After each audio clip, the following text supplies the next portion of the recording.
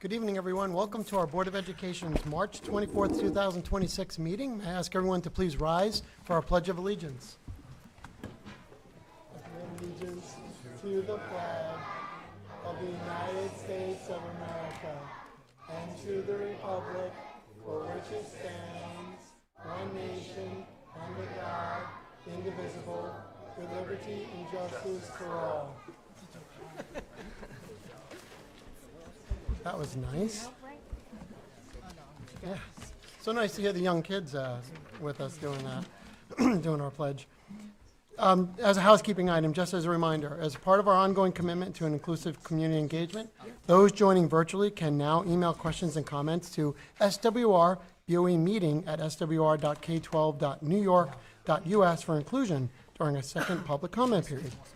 Residents wishing to make comments or raise questions shall sign up with our district clerk and state their name, address, and topic. To allow for public participation, a period not to exceed 30 minutes shall be set aside during the first part of each board meeting for public comment on items relevant to tonight's meeting agenda. A second 30-minute time period will be set aside at the end of each board meeting for public comment on matters pertaining to the district, but not on tonight's agenda. These periods may be extended by a majority vote of the board. Public discussion is prohibited on matters related to staff and students at which their reputation, privacy, or rights to due process, or the rights of others to due process, could in some way be violated.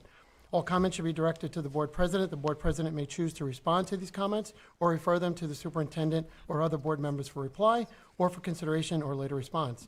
All comments should always be respectful, non-defamatory, and should always maintain a level of decorum appropriate for a meeting of a public body. Thank you. Tonight, first item will be our approval of our agenda. May I get a motion, please? Henry, second Jim. Any discussion or questions? All in favor? 6-0.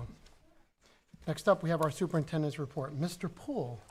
Good evening, Mr. Sheridan. Welcome, everybody. Nice to see everybody tonight. For the first part of my superintendent's report, I'm going to turn over to our student ex officio trustees. Thank you. Congratulations to the girls basketball Suffolk County champions. High school spring sports are underway. We have around 290 athletes competing in high school spring sports. Middle school spring sports are also begin on Monday, March 30th. We have 130 registered. And congratulations to Connor Dietz for being named the Newsday Top 100 Baseball Player and Top 15 Pitcher on Long Island. The 7th annual NISVISA Mental Health Awareness Week is scheduled for May 5th to 9th, 2026. This annual campaign focuses on reducing stigma, providing resources for student athletes, and promoting mental wellness within high school sports. And our inaugural flag football season is also underway. The first home game is this Thursday at 4:30 p.m. Congratulations to the entire cast and crew of this year's musical production, Grease. The show was performed in front of 3 packed houses. Special congratulations and huge thank you to Mrs. Mary Haigam, who concludes her nearly 30-year run here at SWR.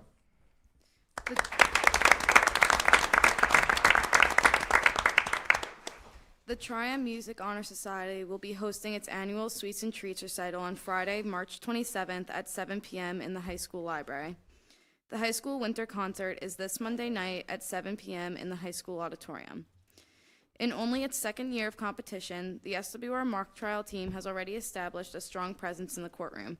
Competing in this year's case, the People vs. Carmen Erickson, which centered on the alleged theft of used cooking oil, the team successfully advanced to the playoffs held at John P. Cohalan Jr. District Court. Led by senior and lead attorney Harley Lascalzo, the team demonstrated impressive preparation, persuasive advocacy, and strong teamwork throughout the competition. Students delivered opening statements, conducted direct and cross-examinations, and presented closing arguments as they worked to build their case before the court. Advancing to the playoff round in just their second year sets a strong precedent for the future of the program. The team, advised by Ms. Gianfala, consisted of Chloe Jenkins, Ella Hendry, Ava Mariani, Joey Calandrillo, Harley Lascalzo, Kevin Lascalzo, Kayla Spitaleri, and Brittany Putko. Financial literacy. On February 27th and March 16th, representatives from the Teachers Federal Credit Union spoke to students in our financial literacy classes connecting to the banking and finance fundamentals they learned with context and application. The discussion began with practical guidance on how to manage money, the 50-30-20 rule, 50% needs, 30% wants, and 20% savings, and the difference between types of banks with the different fees and interest rates to be aware of. They reviewed types of credit and compared SAT scores to credit scores and the implications of poor credit scores. They included spending pitfalls and best practices in managing money. Thank you to the Teachers Federal Credit Union representatives for adding depth to our financial literacy teaching. Next Thursday is the beginning of spring recess. Thank you very much for that report. On to a few other happenings in the school district. Over at the middle school recently participated in Crazy Sock Friday in recognition of World Down Syndrome Day. Students and staff wore their boldest, most colorful socks as a way of saying, listen up, the Down syndrome community has something to say. Members of our Best Buddies Club program dedicated to building meaningful, pure connections for students with disabilities shared morning announcements over the PA to raise awareness and encourage participation. The 7th and 8th grade band, chorus, and orchestra students will travel to New York City tomorrow to engage in a Broadway workshop featuring a Q&A session with professional performers, offering insight into the discipline and artistry of the performing arts. Over at Wading River, yesterday, our 4th and 5th grade students had a unique opportunity to learn about immigration at the turn of the century when they visited Stony Brook Scholar Center with a powerful presentation called Layer the Walls. Wading River students hosted an awesome science fair with many wonderful science experiments, including Battle of the Baseball Bats to find the best bat to use, or Man versus Machine, where they explored human writing versus AI. And as a culmination of the rollerblading unit, and this is the second year they've had this academic experience, all of our students at Wading River were able to ice skate at the Peconic Ice Skating Rink this past week. And they are preparing for their upcoming unit on raising quail. 5th graders have a special quail presentation by the Center for Environmental Education and Discovery next week, learning more about these helpful local animals. Over at Miller Avenue, 2nd grade classes have been visiting the Long Island Museum and Schoolhouse to experience what school life was like in the 1800s. Miller Avenue also continues to recognize good bus behavior by celebrating their Star Riders of the Week. Star Riders are selected by their bus driver for following bus safety rules and being exemplary riders each week. Phys Ed classes are now enjoying the Whittle Gym during the month of March under the guidance of our Phys Ed teachers, Mr. Bonventry, Ms. D'Onofrio, and Ms. Johnson. Students are learning to climb and navigate their way through the course, developing coordination, balance, and teamwork, all while in a fun, safe, and engaging environment. And that's probably a 45-year tradition in Shoreham-Wading River, the Whittle Gym. A few items for the agenda tonight. I'm happy to share on the agenda tonight is the appointment of Dr. Meg Sheehan, who's here tonight with her husband, as our new Assistant Superintendent of Human Resources, effective July 1st, due to Mr. Hayward's upcoming retirement, which we look forward to celebrating and maybe roasting him a little bit at the end of the school year. 100%. Dr. Sheehan brings a distinguished record of educational leadership across both non-public and public education to the Shoreham-Wading River School District. Throughout the interview process, she displayed a deep commitment to building and supporting school communities where students thrive. Family partnerships are valued, and educators are empowered to do their best work each day. Dr. Sheehan currently serves as principal of the John Philip Sousa Elementary School in the Port Washington School District. In this role, she's worked closely with administration, faculty, staff, families, and students to build a culture of collaboration, trust, relationships, and shared responsibility. Her leadership has a great experience and expertise in professional learning, identifying areas for instructional growth, and providing meaningful enrichment opportunities for all. Recently, congratulations to Dr. Sheehan. She earned her doctorate in educational leadership from St. John's. Her dissertation, The Relationship Between K-12 Administrators' Adaptive Leadership Behaviors and Self-Efficacy for Crisis Management, reflects the intersection of her earlier career as a registered nurse and her passion for ensuring that students, staff, and families feel prepared and supported during those tough times. And this works well with Shoreham-Wading River, that one of our goals is building supportive, responsive, and well-prepared school communities.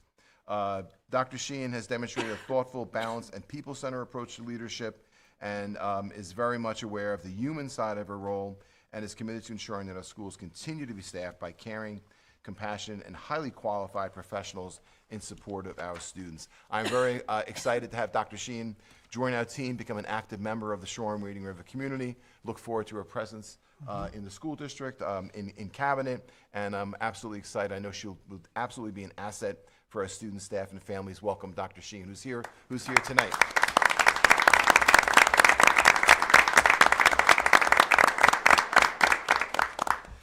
We also have a UPK, I think a couple meetings ago, we expressed that we'd be going out to RFP for external UPK providers, given that the governor is proposing a dramatic increase in funding for schools. So we have a UPK update. We have a EPC presentation. The comprehensive energy audit has been completed, so welcome to Renew and our BBS partners in the school district. We have recognized some of our outstanding wrestlers and artists, and I know our Miller Avenue students from Student Council are here tonight as well.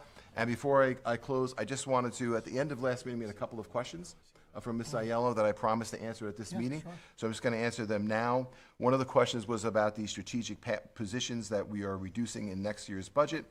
So one question was what classrooms are affected by the reduction in teaching assistant hours. Those are K through 8 integrated co-taught classrooms. At the K-5 level, non-IEP, so they're not on IEPs, teaching assistant support will be reduced by an hour a day. At the middle school, it's an every other day push-in right now. That will be now aligned to the high school, which is they currently do not have teaching assistant support. None of these are IEP positions. The budget does have, the draft budget does have contingent funding in the event that an individual classroom requires some supports, for them. And should a student with an IEP need different needs or more needs, that would, as always, would come out of a CSE meeting, and the district would provide that additional support. The other question was related to the reduction of one reading teacher in a school district due to retirement. How can we align that goal with, of reading proficiency with one less reading teacher? It's a reduction at the high school. Any student, and there aren't many at the high school that require specialized reading services, that is eligible for and requires literacy service for reading and or writing services, I want to confirm in this budget will receive them. In some cases next year, that may mean a special education teacher is delivering the specialized reading services for a child that does not have an IEP, or an English teacher is providing AIS support for high school English arts courses, which is sometimes the case right now. Either way, the budget does have some contingent funding, so if a need in any area is identified next year, we certainly will be able to address the need for any of our students. And that concludes my report. Thank you. Thank you, Mr. Poole. You're getting look at that, Jerry. You're getting a clap. You're getting I know. We send a lot of clap people on- every time. I'm telling you. Very good. Next up is opportunity for board members. Anyone want to share anything? Yeah, I just wanted to follow up on the UPK comment and what we accomplished. Having been part of the legislative committee, we always put together different advocacy issues that we want to address. And over the last couple of years, especially with UPK, I just want to congratulate the committee, because the committee overall was part of that and they advocate. So I just, for those folks that are part of that, I'd like to give a shout out to them. And then second, not to take too much time, I had the fortunate opportunity to see Grease on Saturday night, and it was amazing, right? I mean, between the choreography and the voices that it was singing, it was just outstanding. And I just want to congratulate Ms. Mary Heigem on her final production. It was great. It was great seeing her up there, accepting her plaque, and just want to wish her the best in retirement. So, thank you. Okay. The show was amazing. Absolutely. Yeah, show was amazing. Yeah. Anyone else from the board? Okay. Moving right along. Statements from residents. Ms. Kirschis. No, we don't have any. Okay, terrific. Going to move on to our student and staff recognitions. I'd like to invite up our athletic director, Ms. Deb Ferry. I think we have some celebrations tonight, recognitions. Very exciting. Thank you.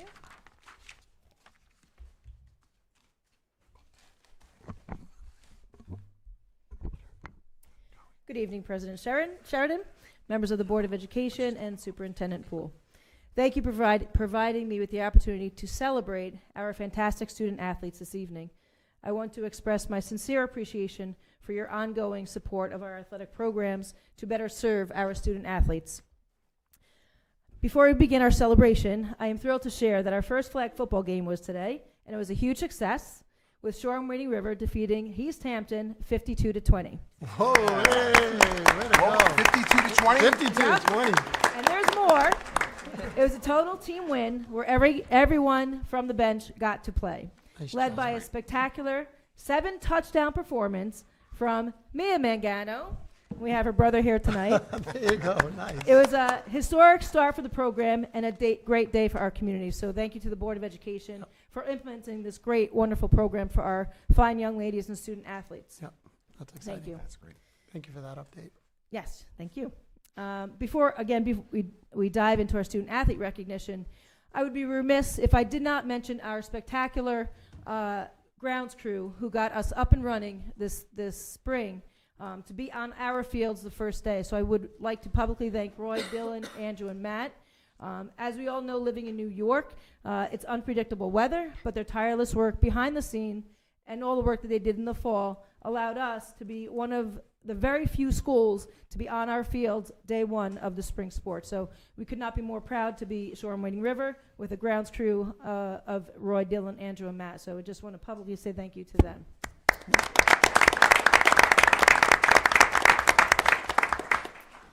While we do look forward to celebrating all of our incredible winter athletes at the board meeting on April 14th, we felt it was important to highlight these 3 young men tonight due to the historic nature of their performance in Albany.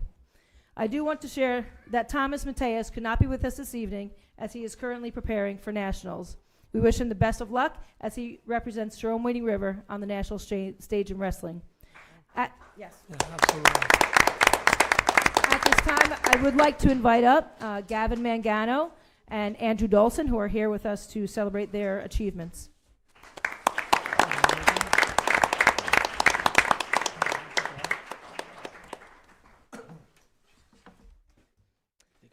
You stay right there.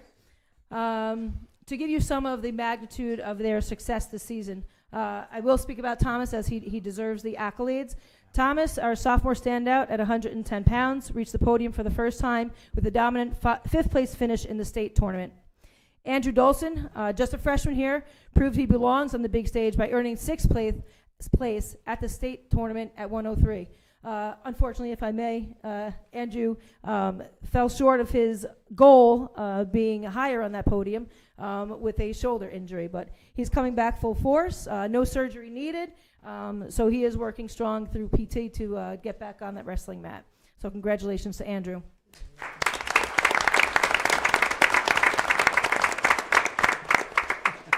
The Phenom, Gavin Mangano. Gavin is widely considered one of the greatest wrestlers to ever come out of Long Island, let alone Shoreham-Wading River.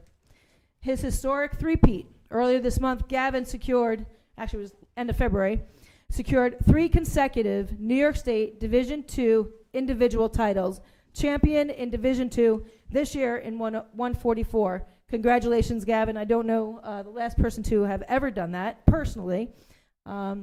His 225 title became legendary because he won the final wrestling last year on a broken leg. This three-peat puts him in an elite class as one of the only 13 wrestlers in the state of New York to ever accomplish this feat.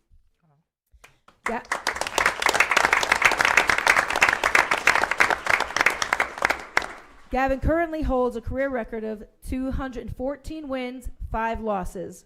Gavin is #1 ranked recruit in New York, class of 2027, and has officially committed to Penn State Nittany Lions, the reigning national powerhouse. We are blessed to have Gavin with us for another season as he is only a junior. Thank you, Gavin, to all of you who've contributed to Shoreham-Wading River Wrestling and all that you will contribute.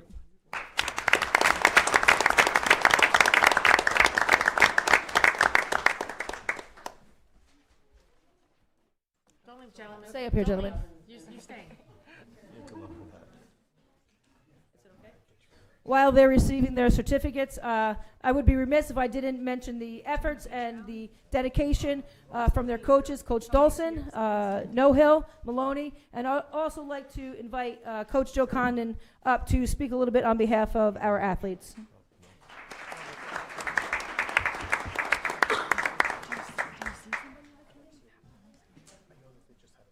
Thank you, everyone, for recognizing all these kids. Thank you for the support. The Board of Ed, the school district, pretty much leaves only the sport to the kids' hands. They provide everything we need, from Ms. Ferry to the Board of Ed, Frank Pugliese, the principal of the high school, very supportive all year.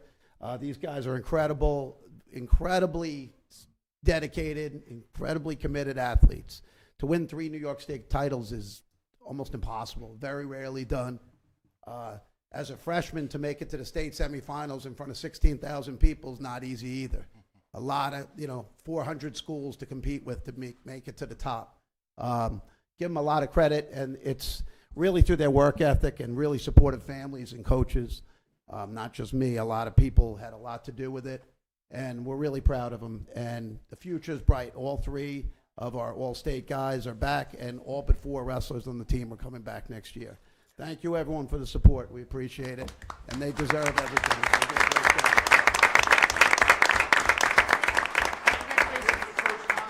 They probably don't get there without Coach Condon. So Coach Condon.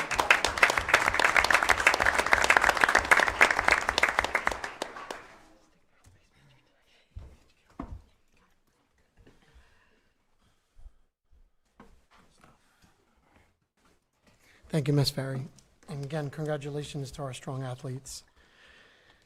Next up, we've got Mr. Lilla. We're going to recognize some folks here at the high school. Thank you.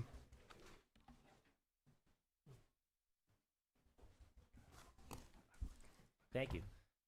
Good evening, everyone. It's nice to see such a packed crowd when we have some recognitions. 100%. I have the honor tonight of recognizing 3 exceptional scholar artists from here in our high school who have recently showcased their talents to the broader Long Island area and brought great honor to our school and community in doing so. One of which is here tonight, so Lila Zwolak, if you don't mind coming up.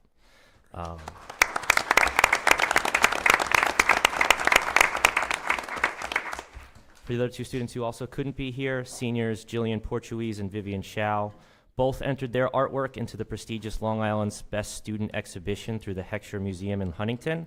It is the only juried exhibition on Long Island that offers high school students the opportunity to show their work in a museum. There are hundreds of student works submitted across all of Long Island each year, and only around 80 are chosen for display in this exhibition.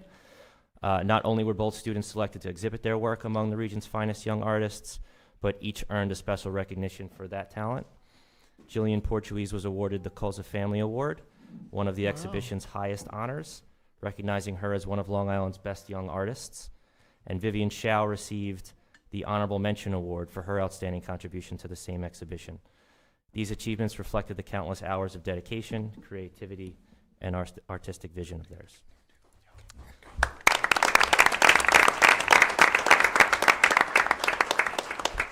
Which one is your piece?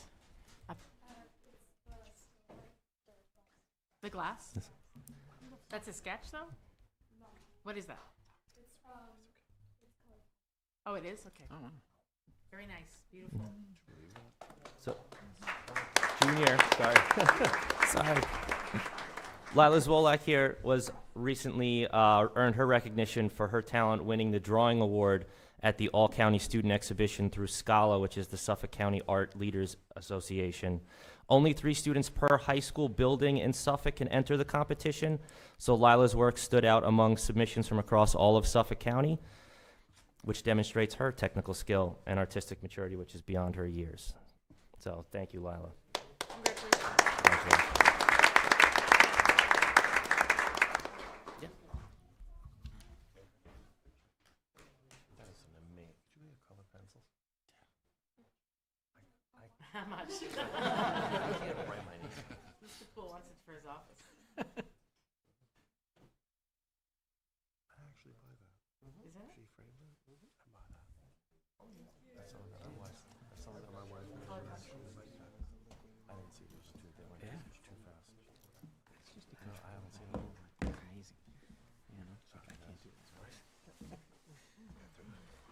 I need that sugar. Next up, I'd like to invite Ms. Claudia Smith up to introduce the Miller Avenue Student Council.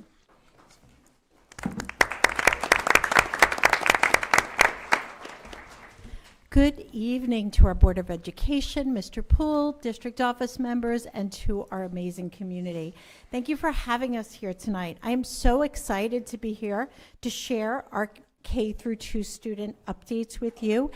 Of course, they are growing in all areas, and it is hard to believe that we are in the last trimester of the school year. When I spoke to the Board of Education in the fall, I highlighted just how much Shoreham-Wading River's youngest learners accomplish in a school year. Well, the growth is on display at Miller Avenue. Over the past week, our second graders have been diving into research projects. Our first graders are crafting opinion pieces, and our kindergarteners who started off the year without being able to write are illustrating their how-to books. The depth of knowledge and writing at Miller Avenue is happening in every classroom, and it is truly remarkable to watch.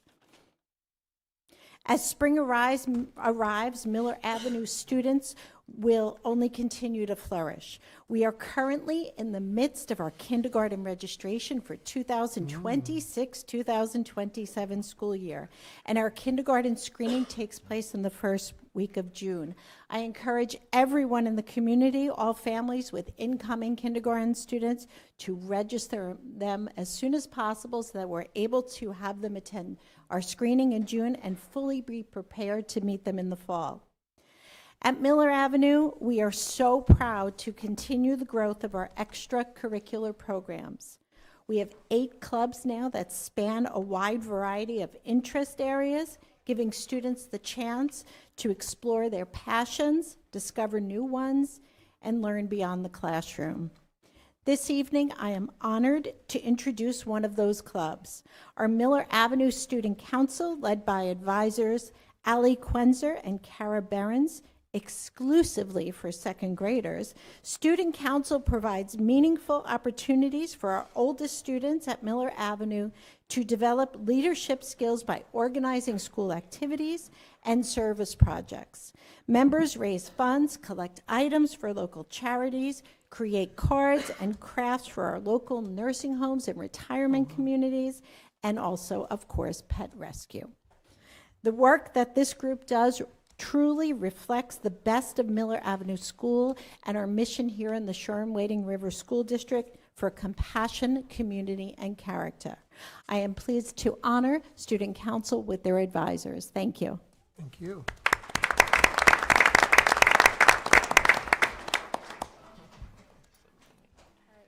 Good evening, Board of Education. We are Miller Avenue's second grade student council. I'm the co-advisor with Miss Allison Quenzer, and we're very excited to share some of our projects and initiatives from this year.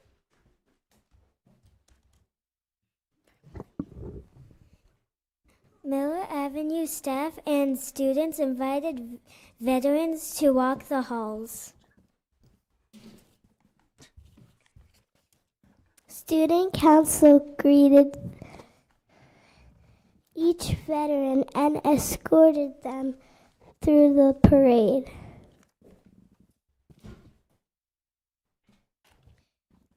We gave each veteran handwritten cards and poppies to thank them for their service.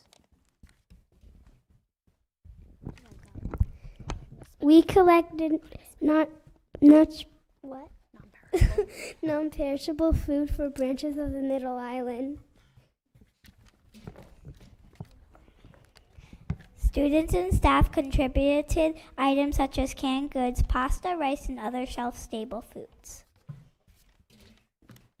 We collected toys to support children in need within our community.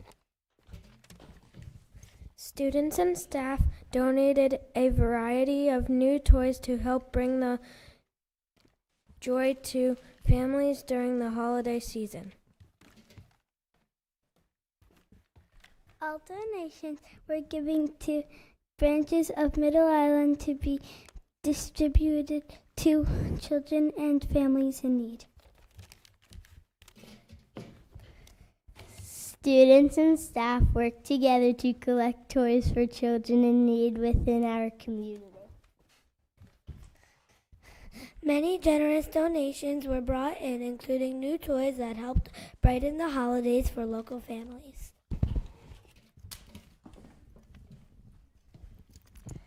All of the collected toys were donated to branches of Middle Island, where they will be distributed to children and families who could benefit occasional support. Marilyn Olds, a Rocky Point veteran, came to visit us. A veterinarian came to visit us and teach us all about being a vet. Dr. Olds' visit was part of the district nearly implemented Wild Tracks program. Nice. We are also making dog toys, blankets, and cat toys. We have some projects coming up this year.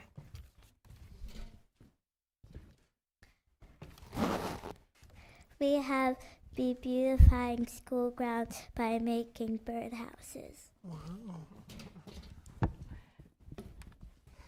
We will be writing down helpful tips for how to help the planet. Thank you for supporting clubs at Miller Avenue, and thank you, Student Council, for making Yeah, it a absolutely. Thank you.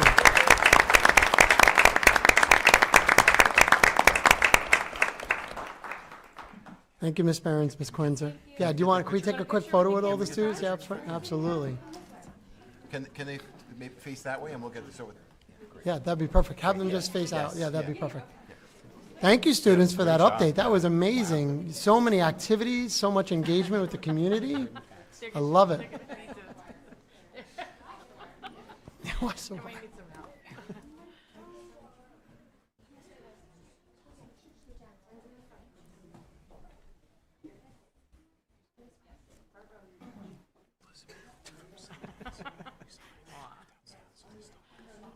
Okay, good to know.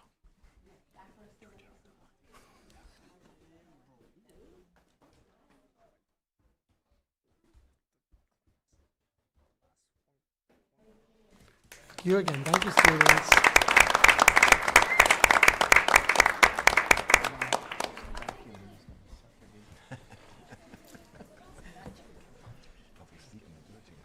I wish all of our meetings had a student council report like that.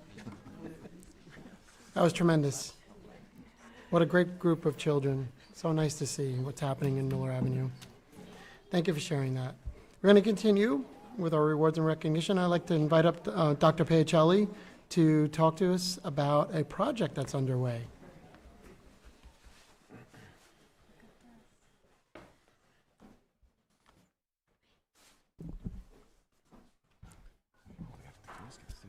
Yeah, they're perfect.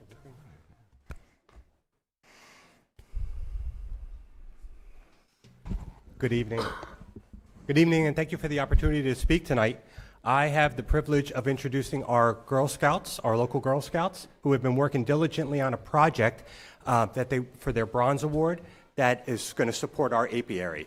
Wonderful. So I'm going to turn it over to the girls and Wow. let them present their project to you. Do we have the presentation? Okay. There we go. Got that. Thank you, Katie. You can all move. They can all. Yeah, I was just gonna say. You know what? They can all speak. So we have Miss Dara and Miss Oliveri that will speak with the girls. Girls, if you want, you can move in a little further so you all can be a part of it. Come on, move in a little bit toward the podium. That'd be great. I think we're gonna put it up on the screen. That's what I was saying. So if you want to watch it, come on, move around a little bit. This way everyone can see it. Hi, welcome everyone. Hello. Good evening, everyone. Thank you for having us to your meeting today to allow Troop 627 and 2776 to present our project proposal. Nice.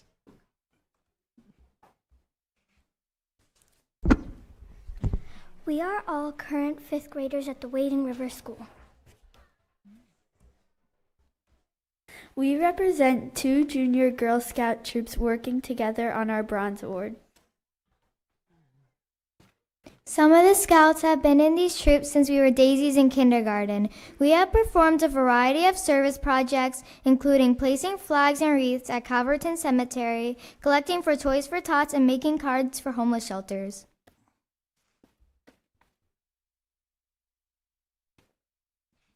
What is the Bronze Award? The Bronze Award is the third highest award as a Girl Scout. The purpose of the Bronze Award is to make a positive impact on the community by building up sustainable change.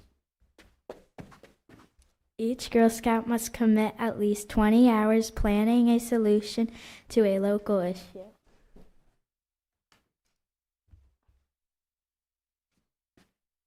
We identified the need for a pollinator garden to support the apiary at the high school. Our plan is to improve several planting boxes near the apiary with pollinator flowers. We hope to put a bench around the tree near the pond to allow students to have a place to enjoy the beauty of the garden. We also hope to plant 2 flowering trees near the apiary.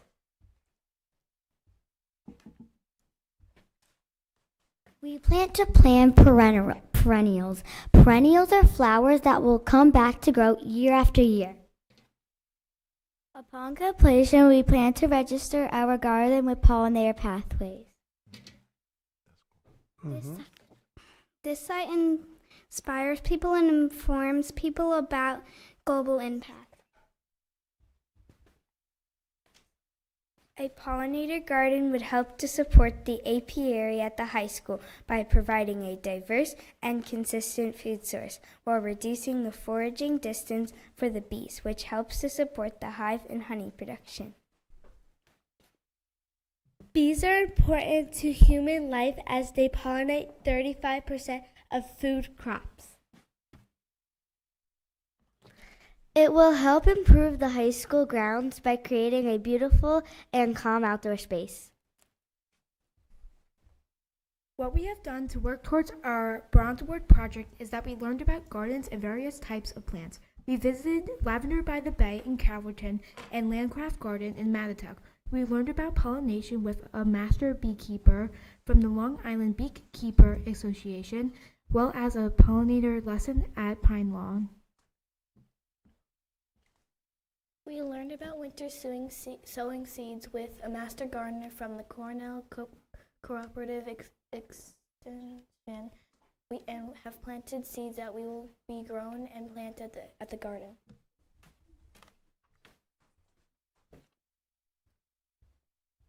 We had a pancake fundraiser and some of us made raffle baskets. We earned some money to pay for supplies for our Bronze Award. We volunteered at Splish Splash to help organize inventory to earn tickets to Splish Fest to be raffled at our pancake breakfast. Wow, yeah, no. Very resourceful. What we have left to finish our Bronze Award is we have to prepare the current cleaning up and we have to prepare the garden boxes for planting.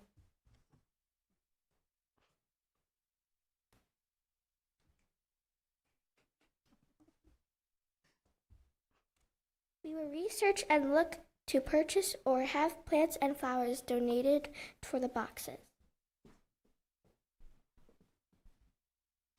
We will build and install the bench. We will also plant the trees. Thank you for your time, and if you have any questions, please, you're welcome to ask us. Thank you. Thank you for all being here. What an amazing group of young women to come up here and speak to us about a project like this at the high school. I think all of us are very fortunate to have an apiary here at the high school, and for you to build a pollinator garden and all the components around it is just tremendous. I don't know who thought of that idea, but well done. I love the collaboration, everyone coming up and speaking, so you all did a great job of presenting that to us. I'll see if my fellow board members have any questions for you all. Yeah, I just think it's great that we're expanding. We started with the apiary and now we're adding on to it. So with the wonderful campus that we have, it's just nice that you can add that. Being an engineer though, Mr. Pellicella, I have a question. What % increase in honey do you, no, I'm only kidding. And will there be vintages?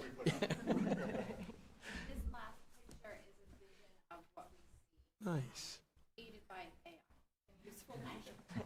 There's something we've not heard of. No, that's terrific. Well, again, I think all of you are very well in line for your bronze, because I think how does it work? Do they receive the bronze award after they do the project? How does it happen? Well, that'll be tremendous. So I don't know if anyone else has any other questions. I just have a question for Glenn. Please. Do you know if we have irrigation? I hate to see these nice flowers and trees not receive the proper water. We currently do not have irrigation on the north side of Main Road there, no. Ladies, did you research the, so I'm seeing some of it's outside the fence. Did you research what was deer resistant? Yes? And we did consider water sources as well. Most of the ones in that top right corner.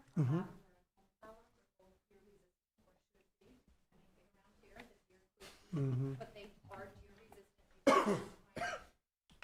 At Lavender by the Bay and Landcraft, learning about deer resistant, as well as those plants that do well in lavender. I bet Mr. No-Hill would want to get, like a rain collector off the shed, and then you could use solar to actually just spray a hose out there. I don't know, does he have water out there? He does. Yeah, you probably could just collect some rainwater.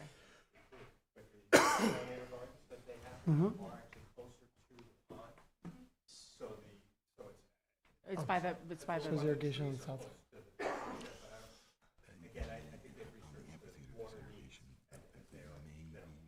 What I can also add is when the High School Global Awareness Club planted the trees on the north side of the entrance coming in, we did the initial watering for the first season. We will also accomplish that for the two trees on the bottom right-hand corner. Good to make sure We they will start. be able to water them manually.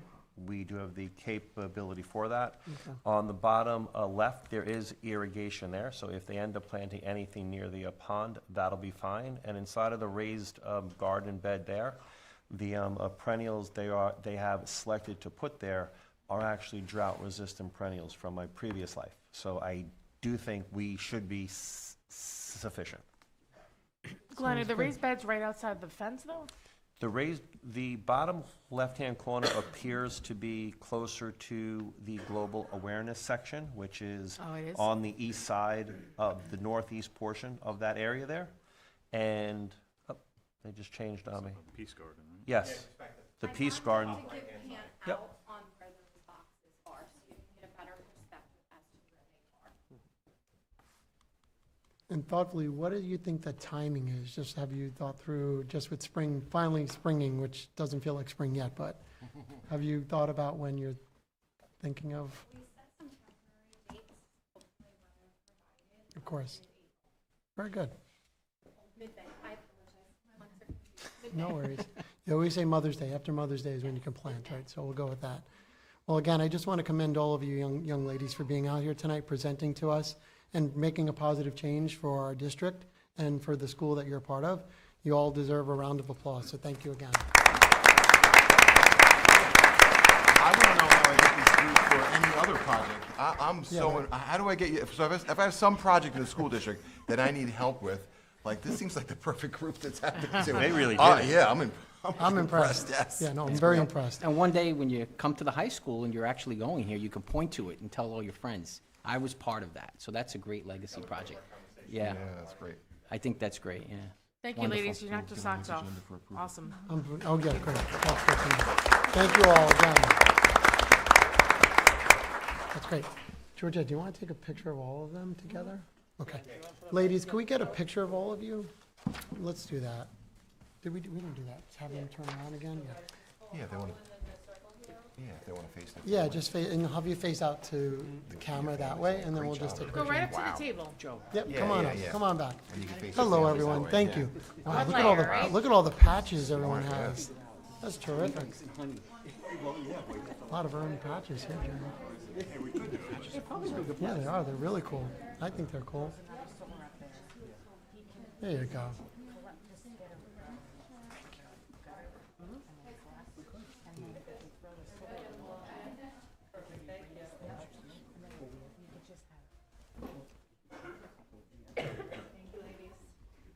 Thank you, and thank you all.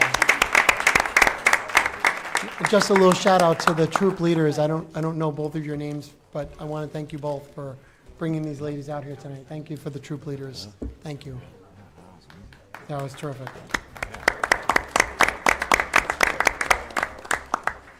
Okay, that was very nice tonight. Next up, we have our reports and reviews. I'm going to lean in. I'll give it a second. I'll let folks.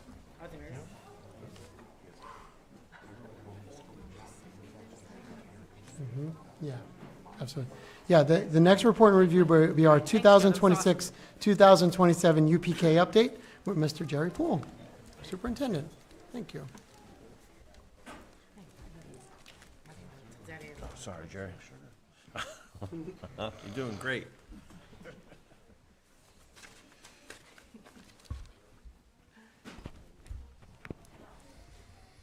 Getting up to budget time. There'll be no one here left. All right, who's got the clicker? Oh, I'm sorry. We need the We're going to be clicking a lot from beginning from here to the rest of the night. That's a very important asset.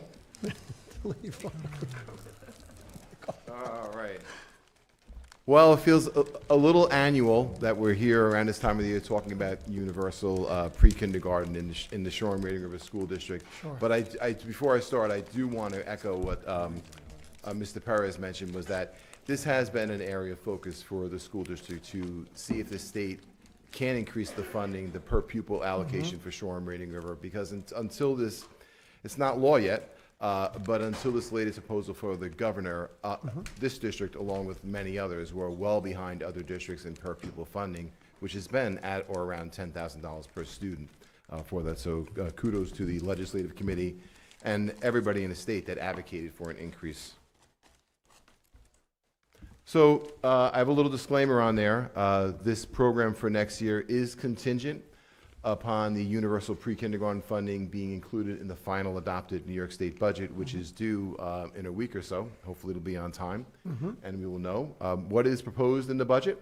The governor proposes continued funding for UPK programs statewide, and if it is adopted, it is $10,000 per student for any number of seats that you're able to provide. So for example, if you look on the bottom, if we provided 72 seats, we would be eligible for $720,000 in state funding for the school district to support those 72 seats. If we provided 140 seats, we would be eligible for $1.4 million. Just a quick note for the future, it's going to require some thinking and planning.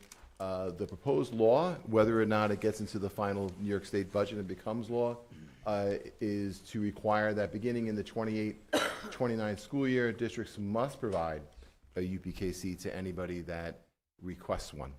So that seems to be coming. I have not, it actually ended up being in both one House bills supporting the governor's proposal, so that seems to be something that is going to be coming to New York State.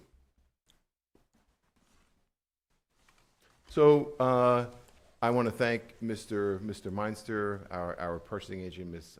Pappas, Mr. Arcuri, Ms. Reed, Ms. Frizzetto, Ms. Appa. There's a lot of people that made the RFP happen. We quickly, upon hearing this, talked about it at the board meeting. The board supported going out to RFP for external vendors as a first step. So we did go out. The results are back. We went out to 25 local pre-kindergartner providers within a 30-minute drive. We covered all of our bases.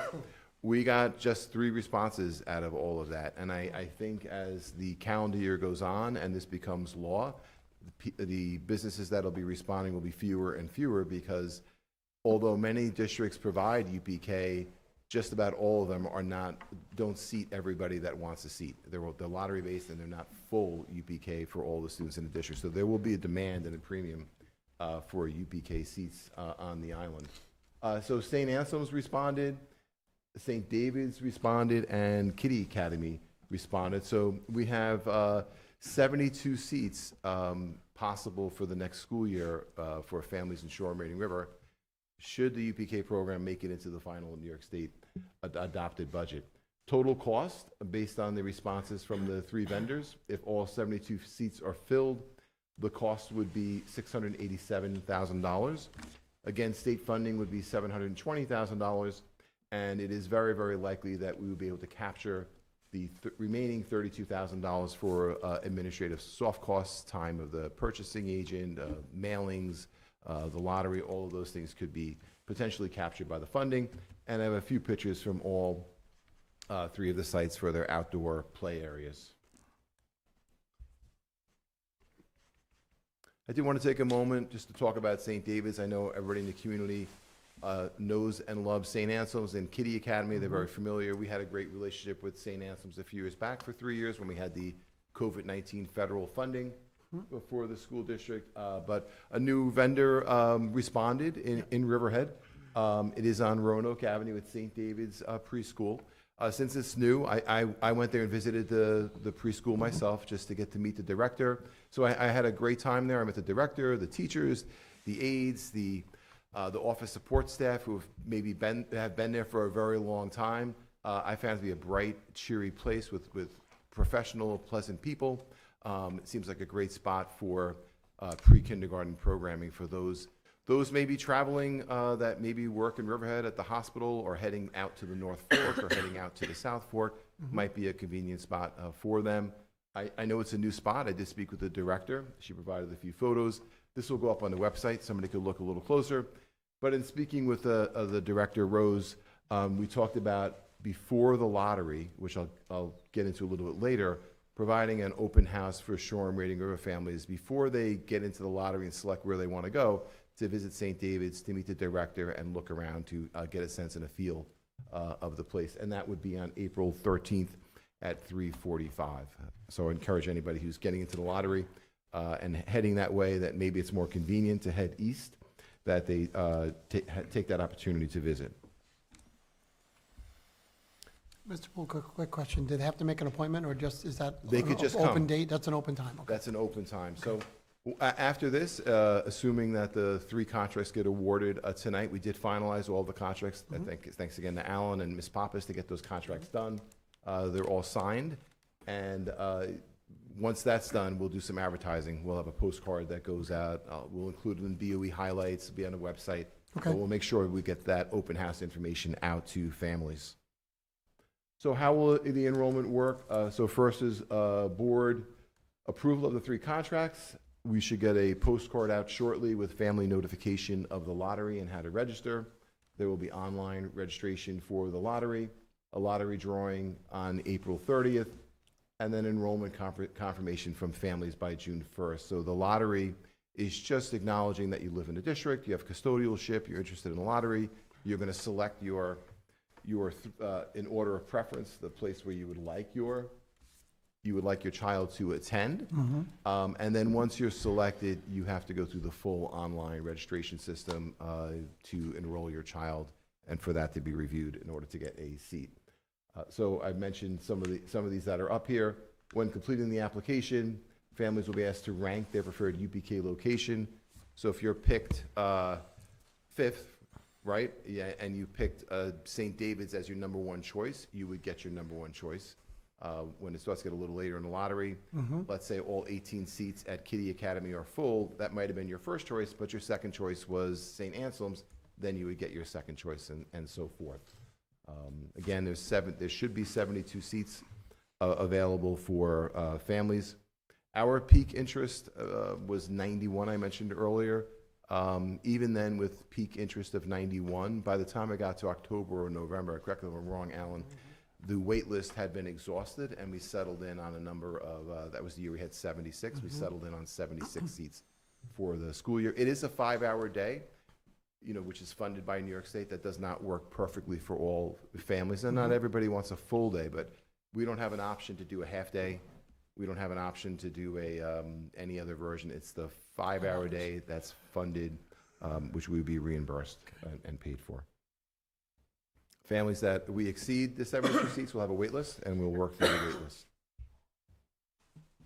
So again, briefly, the program timeline.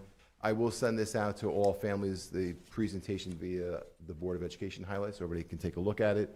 But I am optimistic that by June 1st, we will have all of the students and families that wish to be part of it enrolled, fully registered, and the program will be set for the following school year. So, Mr. Poole, so if I'm a parent at home, upcoming student for UPK, what would be the date that I should think about? The April 1st, right? The postcards will be mailed out?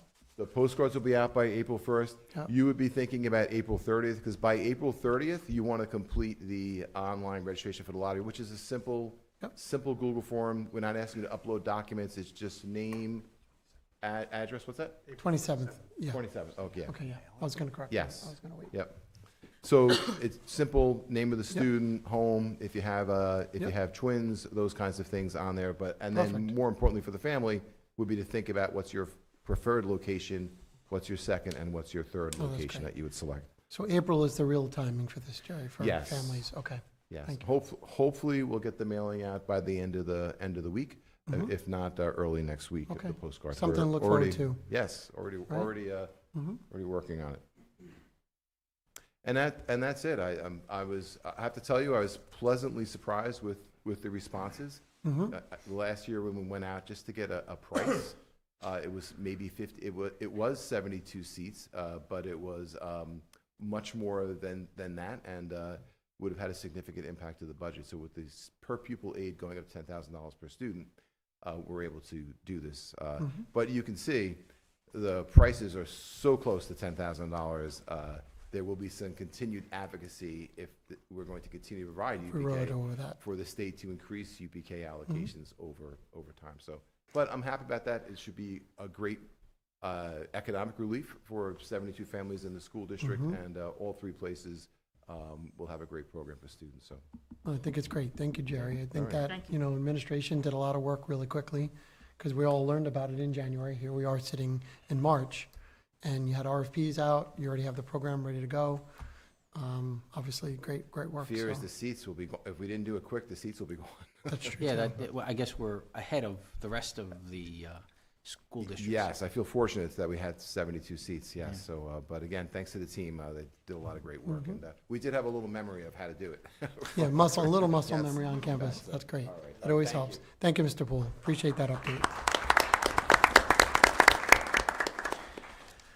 All right, continuing with our reports and reviews tonight, we have an energy performance contract update with Renew. So Mr. Arcuri, I assume, there he is, perfect, is going to be doing an introduction. So, as you know, we have been entertaining an energy performance contract the past couple of months. Tonight, I'm happy to say that the Renew Energy Solutions is here this evening. Mr. Ragazine from Energy Solutions, and Eric Moore from Renew, and Scott from Cardinal Controls. And we also have Fred from BBS Architects with us also. Tonight, they're going to give us a quick summary on their findings after they completed the complete energy audit. And they'll tell you about the project. And if you have any questions, technical, non-technical, these are the experts tonight. Great. Okay? Thank you, Mr. Arcuri. Thank you. Would anybody like a hard copy? I would love a hard copy if you have one. Thank you for that. Thank you. We're still old school in some regard. Thank you. I'm good. I'll take one, please. Thank you. And please tell me your name again. Your name was? Ragazine. Ragazine. Okay, Ragazine. Thank you, Rob. Thank you. Perfect. All right. Again, thank you for the opportunity to present tonight and review the project. I think we've got a great project. This is a tough act to follow. We had super successful student athletes. We have Right. second graders who are going to be community leaders, and, Right. and Girl Scouts who are doing community projects. 100%. Did you try selling your cookies on the way out? So this is a little tough. It is that time of year, Henry. Yeah, true. All right, let's see how we get this up.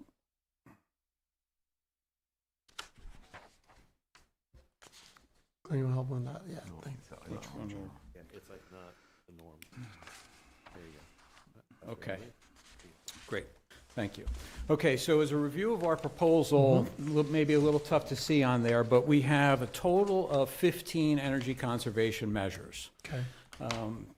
So we've got some lighting work going on in the auditoriums.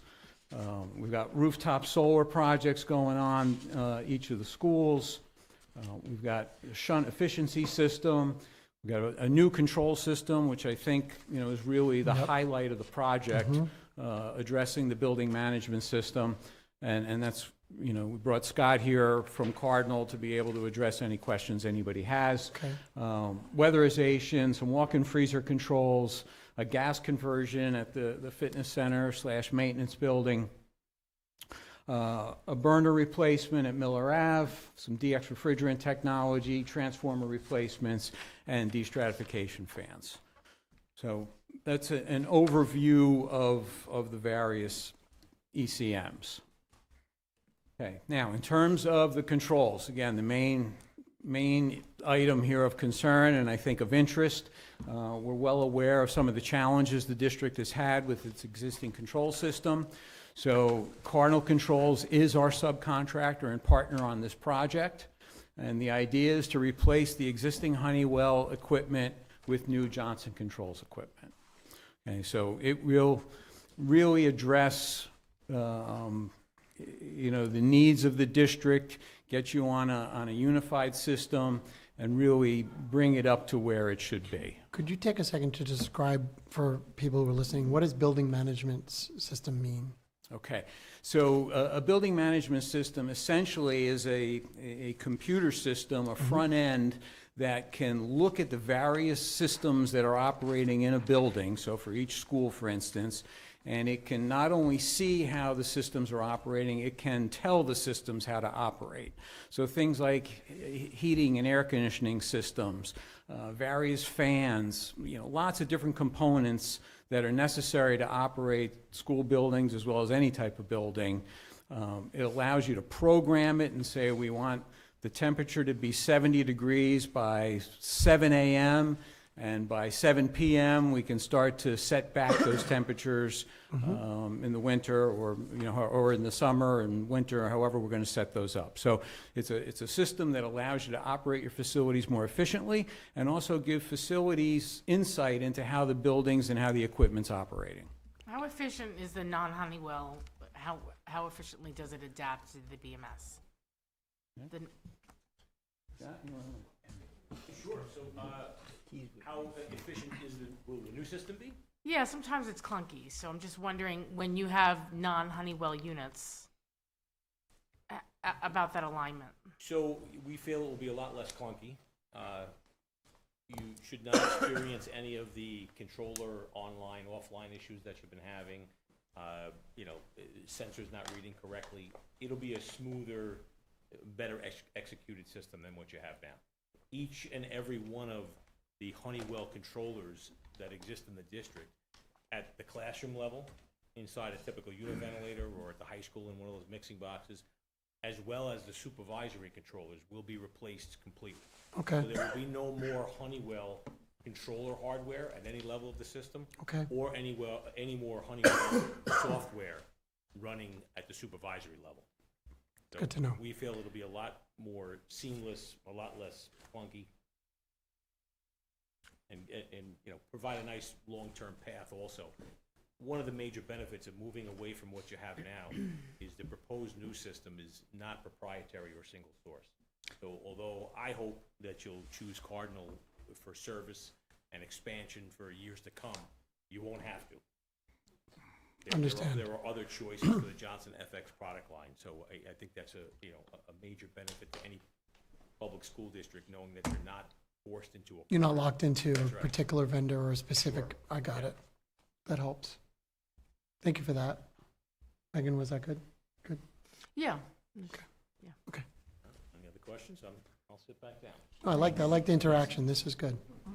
So, and then the other thing we want to point out is we know there's going to be some old equipment there. We've included a budget to address things that we uncover during the installation that may need to be repaired. Okay, so we've got a budget of $240,000 Okay. for future work, basically, or work that comes up during the installation that may have been unforeseen. So we've really tried to create an opportunity for the district to really address this situation that we know needs to be addressed. Perfect.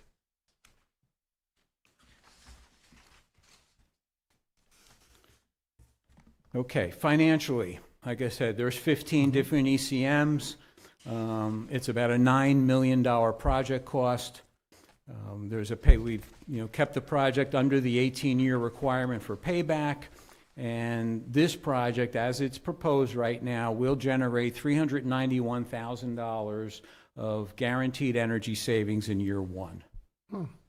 Okay, over the life of the project, there'll be over $2 million of positive net cash flow. And between the federal tax incentive and the rebates, it's a little over $1.5 million of rebate incentive money. About $1.5 million of that is the actual federal tax incentive. The remainder is the rebates. Are any of the years in the cash flow at this point negative, or are they all positive? Your cumulative will be positive, but there are some where there'll be negatives. Okay. How many would you say? And is that Henry's question, is that a result of just investment happening during certain years? Is that why it goes negative in certain years versus? It's really a function of financing costs and other things. So what happens is early on, we get the federal tax incentive that gives you a big cash bump. And then there are some years where it's negative. But you're kind of right, Tom. The savings is what's offsetting the overall cost. So from an annual basis, as things come online and other things come offline, you're going to have that shift year to year. So yeah, I was just curious how much of it is. How much is cash and, positive? And I guess my second question becomes to Mr. Arcuri would be, do any of the negative years impact our budget significantly, or are we looking at, a minor blip? No, what our plan is in those negative years, the savings on our utility costs is going to cover those reductions. Right. So in theory, we're not really increasing the budget in any way to cover the cost for it. It's the savings out of the utility costs. Correct. Okay. Oh, that makes sense. Okay.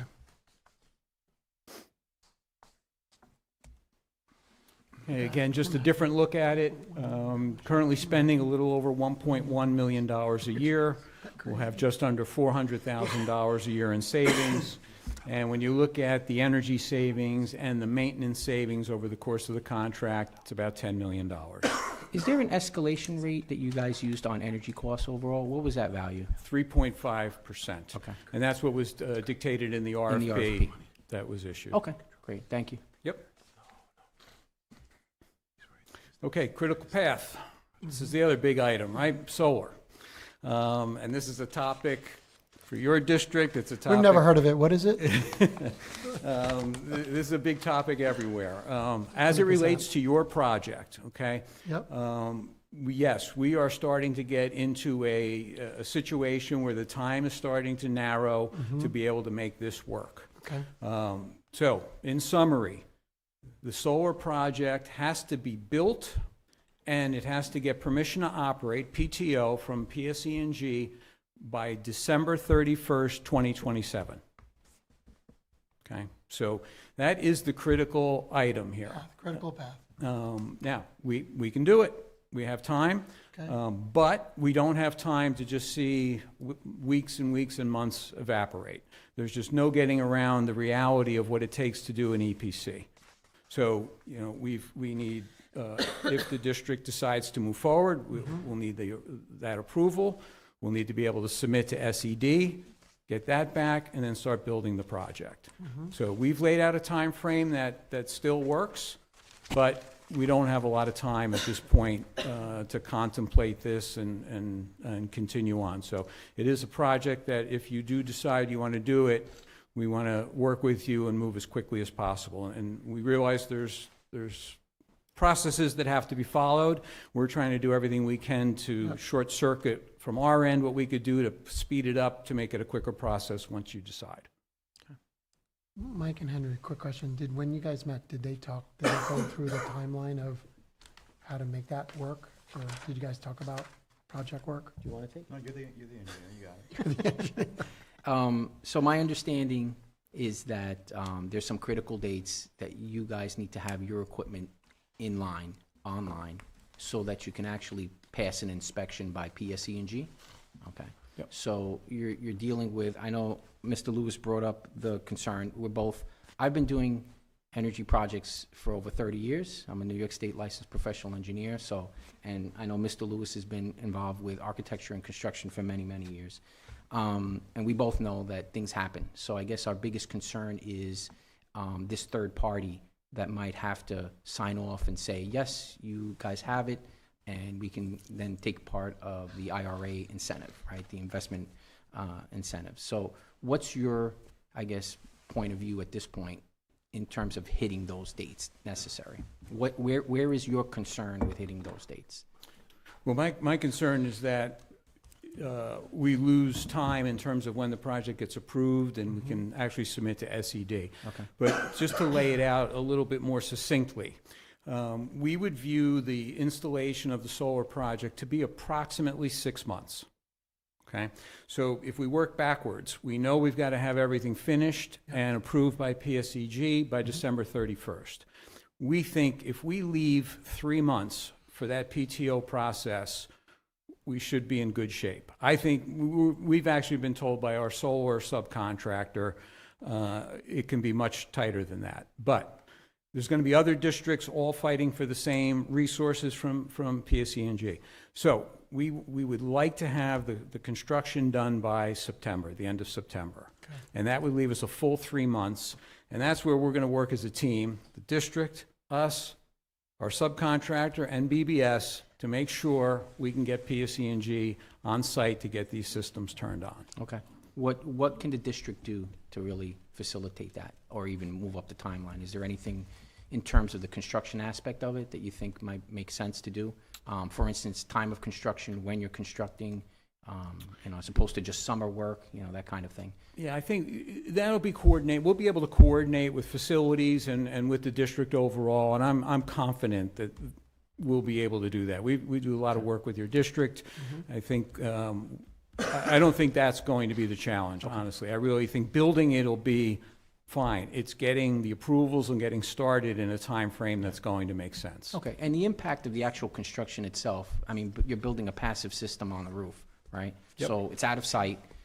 It's not like you're working at ground level with anything. So as an impact to the district, it's going to be minimal? I think it's minimal. You're going, we're going to be working, right? We'll be on roofs, so we'll do our best to coordinate everything with the schedules that you have, activities, even summer schedules. All of those things will be factored in. Okay. But yes, I mean it's construction work. And just for, I guess, for general knowledge, the tie-in point, right? Where this is a system that's feeding back into the grid, or no? It's not. It's offsetting your use. Okay, right. So there's no backfeed into the grid, right? That you're aware of. Not, Eric. You want to explain how that? Because what I know the question's going to be is, okay, what about downtime? Do we need to shut down and do a major shutdown and all of that?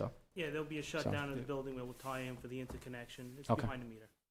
Okay. So, you're just going to get your offset credits into your electric. Right. bill. So it is net metering, right?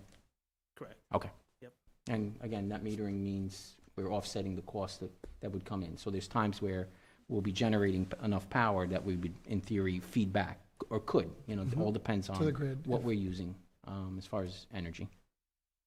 Sounds good. Yep. Thank you for that perspective. Just some follow-up questions regarding construction. So you envision doing work during school hours? Yes. Yeah, okay.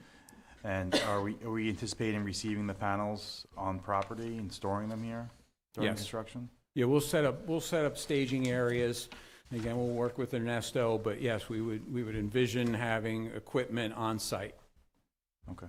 So we're potentially losing parking spaces? Is that where we're thinking about taking? Okay.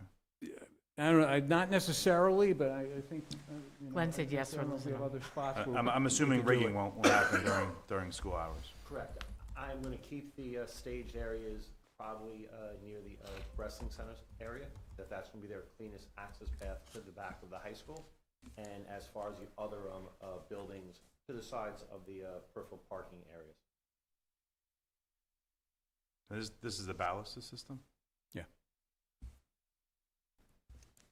So as far as protection, I'm glad you brought it up. As far as protection for the roof, it's basically some assembly that's sitting on there. Is there a neoprene pad or something that's going up on the roof? And then you're putting that down. That's Yep. it. There's no mechanical fastening, at least for the panel system itself. Yeah, I mean, do you Right. envision any, there might be a couple Yeah, so of... you're gonna have a balancer system with slip sheets underneath it. Okay. It's Yeah. a unirack system, but there will be some points of attachment that'll be done by the certified roofing contractor of the manufacturer of that Okay. roofing system. And all of this went through SED, or will go through SED? It will go through through, SED. yeah, yeah. All right, so any mechanically fastened sections like conduit or anything that's running downstairs, all that gets submitted to SED. And from a roof warranty perspective, right, they would, the verbiage of the contract would be anything that gets damaged or whatever will be, okay. And who's managing construction during that?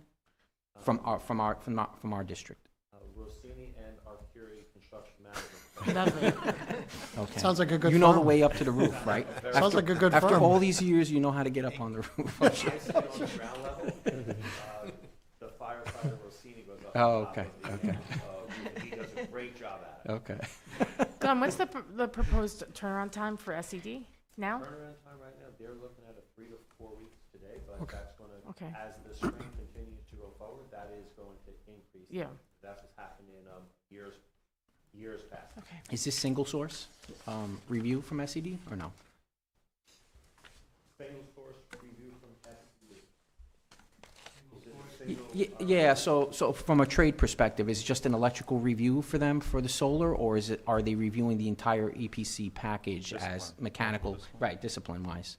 So they review the entire package. So with any EPC, they're reviewing our drawings, which we'll Mhm. design and send up there. Okay. They're going to review the spec, they're going to review the contract that gets signed between the school district and Renew. They're going to review all of the energy calculations to make sure they're in agreement with the assumptions that they've made.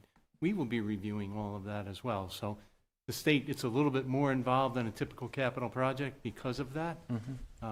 We'll get, right now, SED is at 2 to 3 weeks, which is great turnaround. Yeah.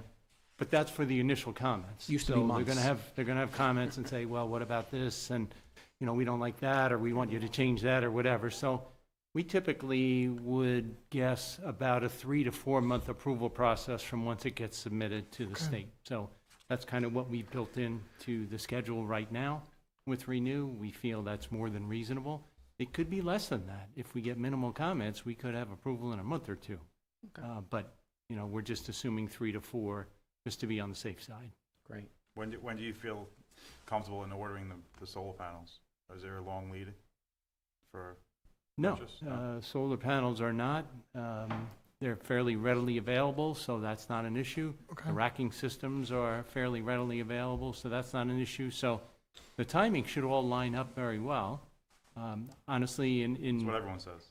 my biggest concern is PSE&G and the sign-off, the permit to operate. That's These are US manufactured or assembled panels, I believe? domestically sourced, which Domestically is what they sourced. need to be according to the Big Beautiful Bill in Okay. order for us to qualify for the aid. So, Rebate. yes, they Yeah. will meet Incentive. all of that to make you eligible. You know, we can control anything that we can, and so we'll get our project out of here, we'll get it up to the state, we'll get it through the state, they'll get the construction done, then all of a sudden, it leaves our hands and goes into PSE&G's hands. So that's the one part that we're most afraid of, that we don't have control of it, but hopefully their solar contractor and BBS can push PSE&G enough. Hopefully there aren't a lot of hurricanes in the fall, because then they divert their forces, and you know how that goes. So, but that's our biggest concern. I think otherwise, Renew is going to be able to get this installed. We'll have it designed, we'll have it approved by the state, so we should be in good shape. And the old solar arrays we have already been removed, right, at this point? So, and they lived out their lifespan pretty much. We had incorporated that into some of our educational program, or at least the conversation.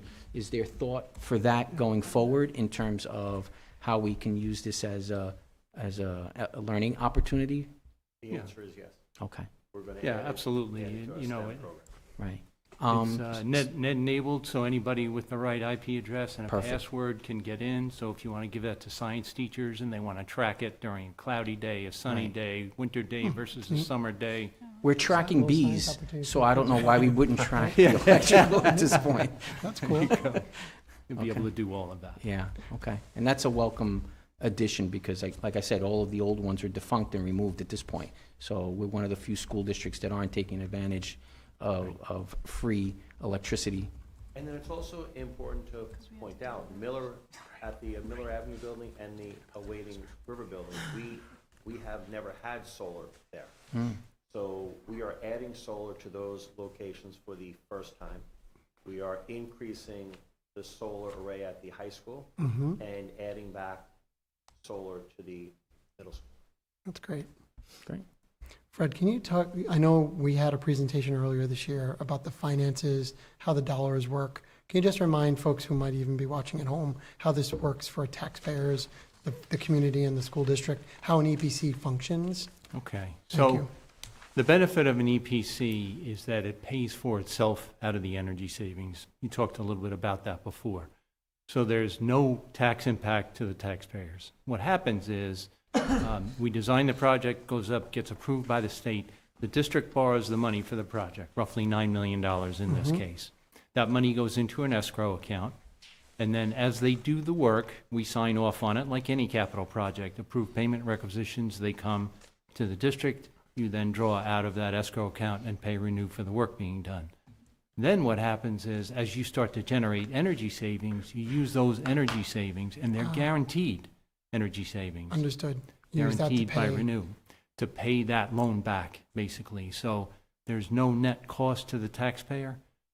That's the beauty of an energy performance contract.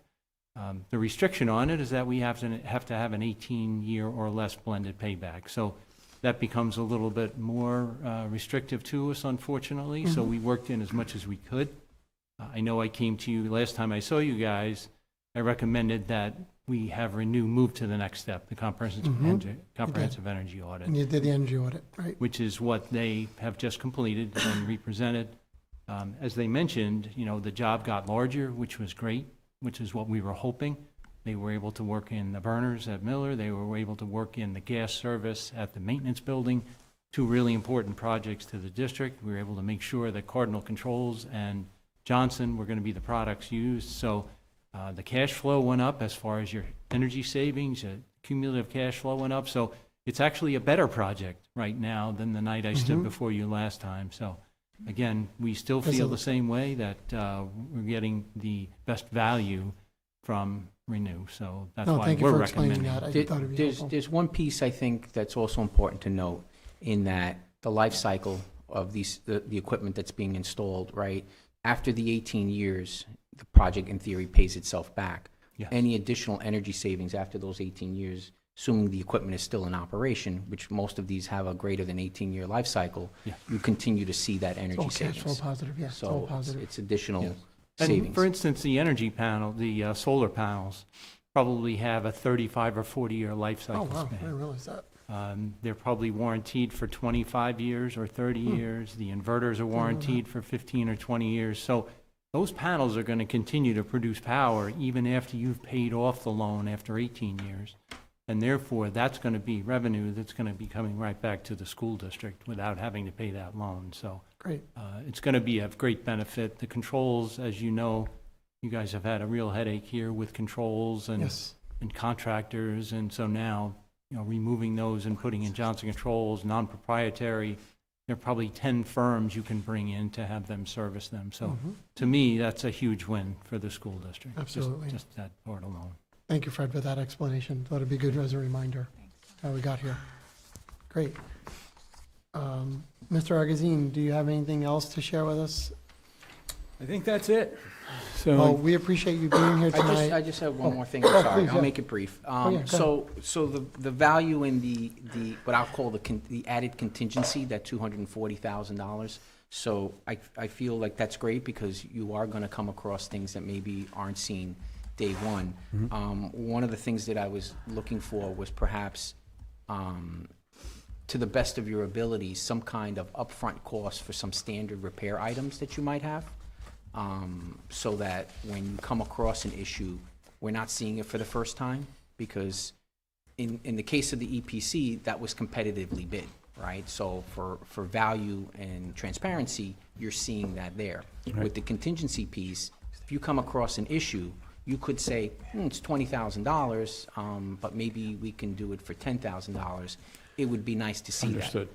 Understanding that, and I know that regardless of what you come across, you're going to provide a cost estimate, and I know that our business department will look at it and see if it's competitive, but I would feel better if you were able to provide for some of the more basic things, obviously if these ad hoc things, but if you were looking at a standard 5-horsepower motor that you weren't anticipating, maybe, and I think I asked our engineer, our architect of record to kind of work with you to do that, just to kind of establish some guidelines there. Okay. Just so that it's not $240,000 sitting in a pot somewhere that we're going to draw from. Again, transparency. Yep, not a problem. Okay, thank you. So just one other general comment about your company. Thank you. We've had a lot of For me? what's that? He said it was quick. I said, for me, it's quick. There you go. I just wanted to reiterate, just on behalf of us and the board, I know we've had a number of projects come your way, whether it's the high school gym, the fire that we just went through. Your company's been obviously very consistent and helpful in many of the projects that have come across for the school district, so we appreciate that. Appreciate So, that. Glad to have Thank you. you here at this phase, I guess I'll call it, for the EPC. So thank Thanks, you for that. and we appreciate the partnership, so we're looking forward to continuing it. Yep, same here. Thank you.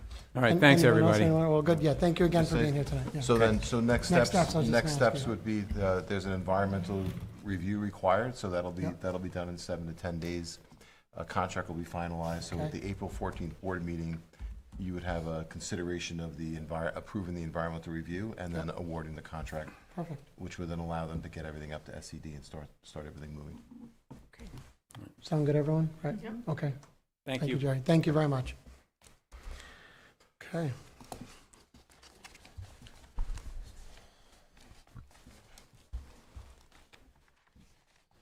You may as well stand up there, Mr. Arcuri.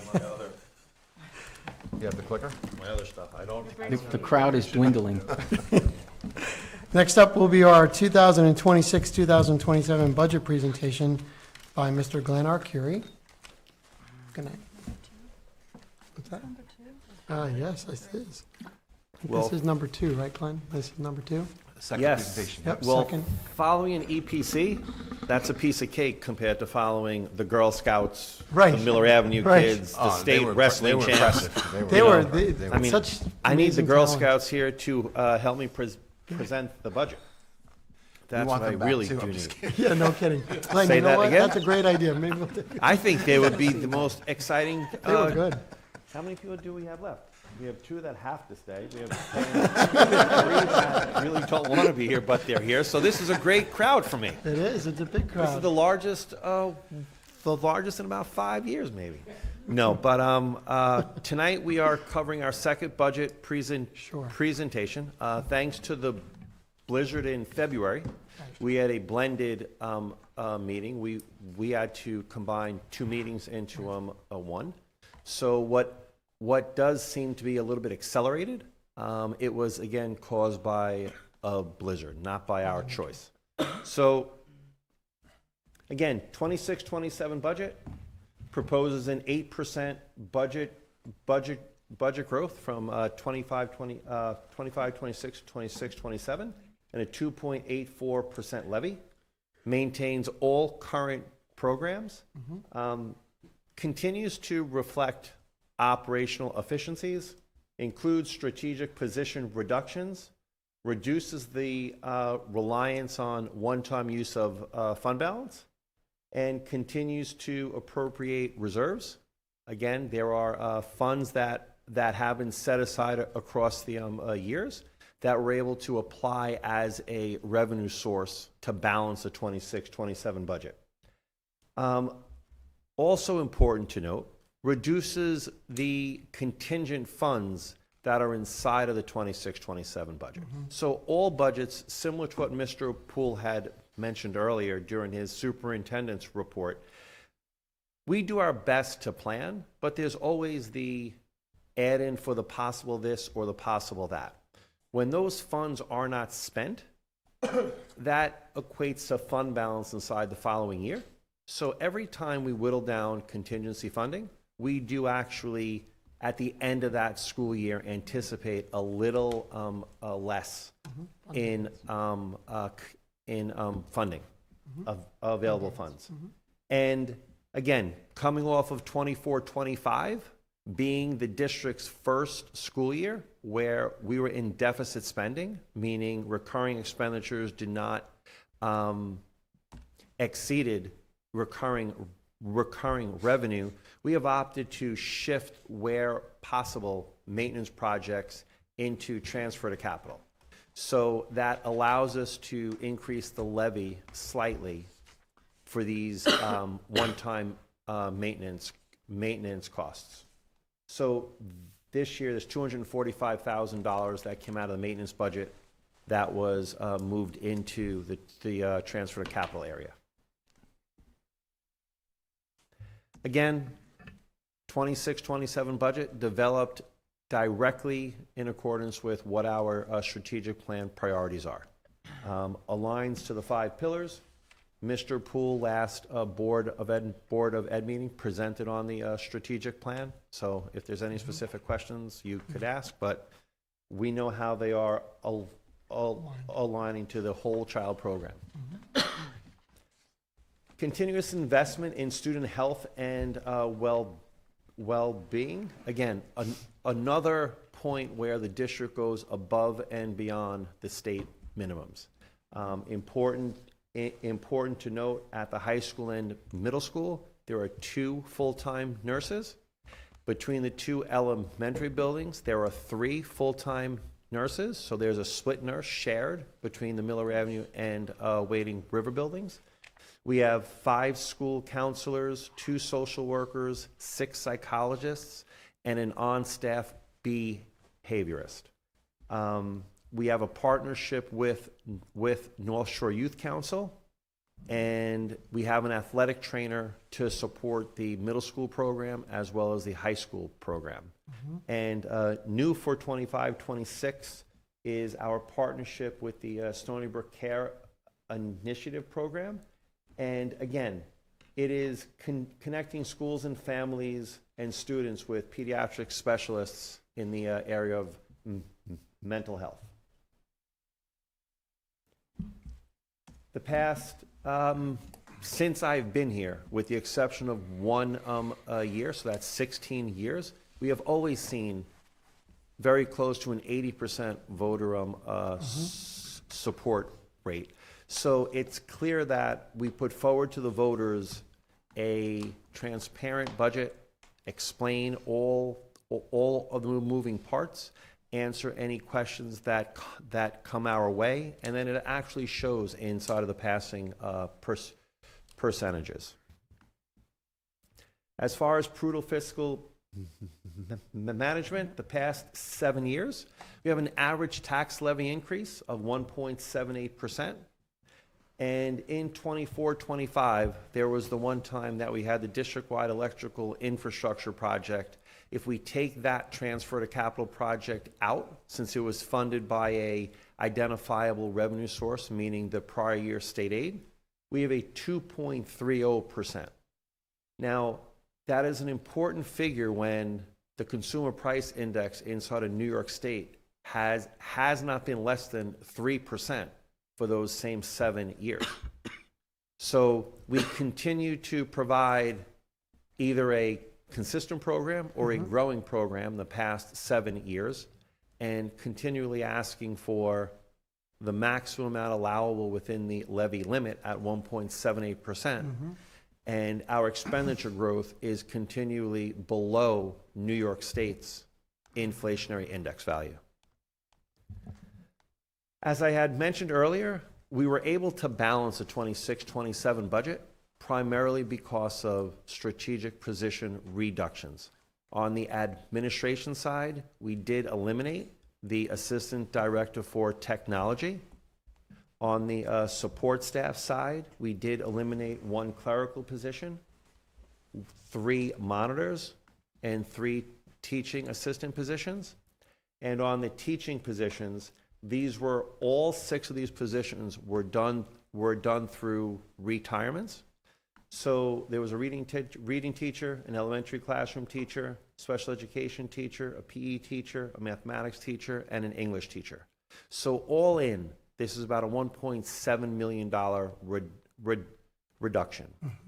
Without this ability to strategically, again, looking at the high school class size, looking at the total enrollment figures, since we deployed armed guards, taking out the 3 monitors inside of the vestibules, replacing them with guards that used to be inside of the parking lot. Really, we were strategic, precise in where we looked for savings that did not impact program. For the tax levy limit, 2.8430%, we are not looking to pierce. It is a $1.7 million increase from 25-26. All of the pilot payments that we already have confirmation on that we are going to receive have been factored into the calculation. The pilot payment for the potential battery storage facility has yet to be finalized. Without a contract in place, it would not be proper to factor that in as a revenue source. So that is not included in the tax cap calculation for 26-27. Mr. Akiri, that revenue source, though, although we don't know what the number is exactly, at this point, do we feel that's additional revenue we would see potentially next year? As of, I want to say 3 weeks ago, there is no signed contract.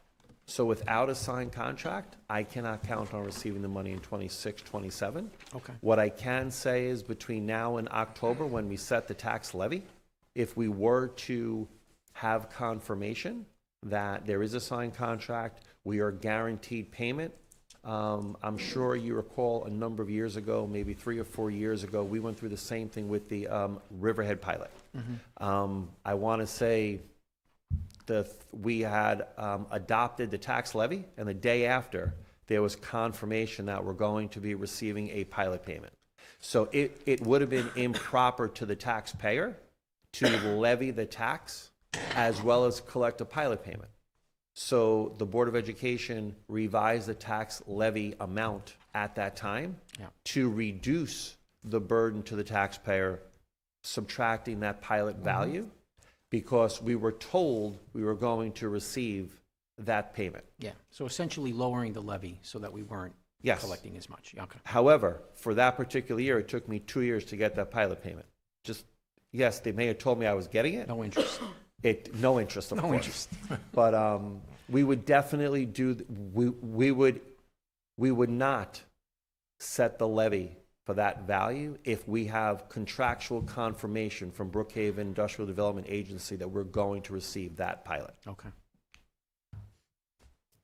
Proposition 1, the 26-27 budget, as I had mentioned, maintains all programs aligned to a strategic plan, includes funding to support contractual increases related to salaries, insurance, technology licenses, and subscriptions. I'm going to take a quick second to just mention, within the past 2 months' time, the cost for technology has been skyrocketing.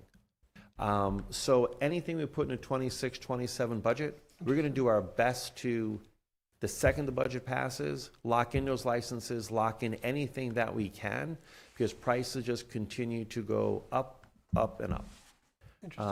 We hope there is enough budgeted.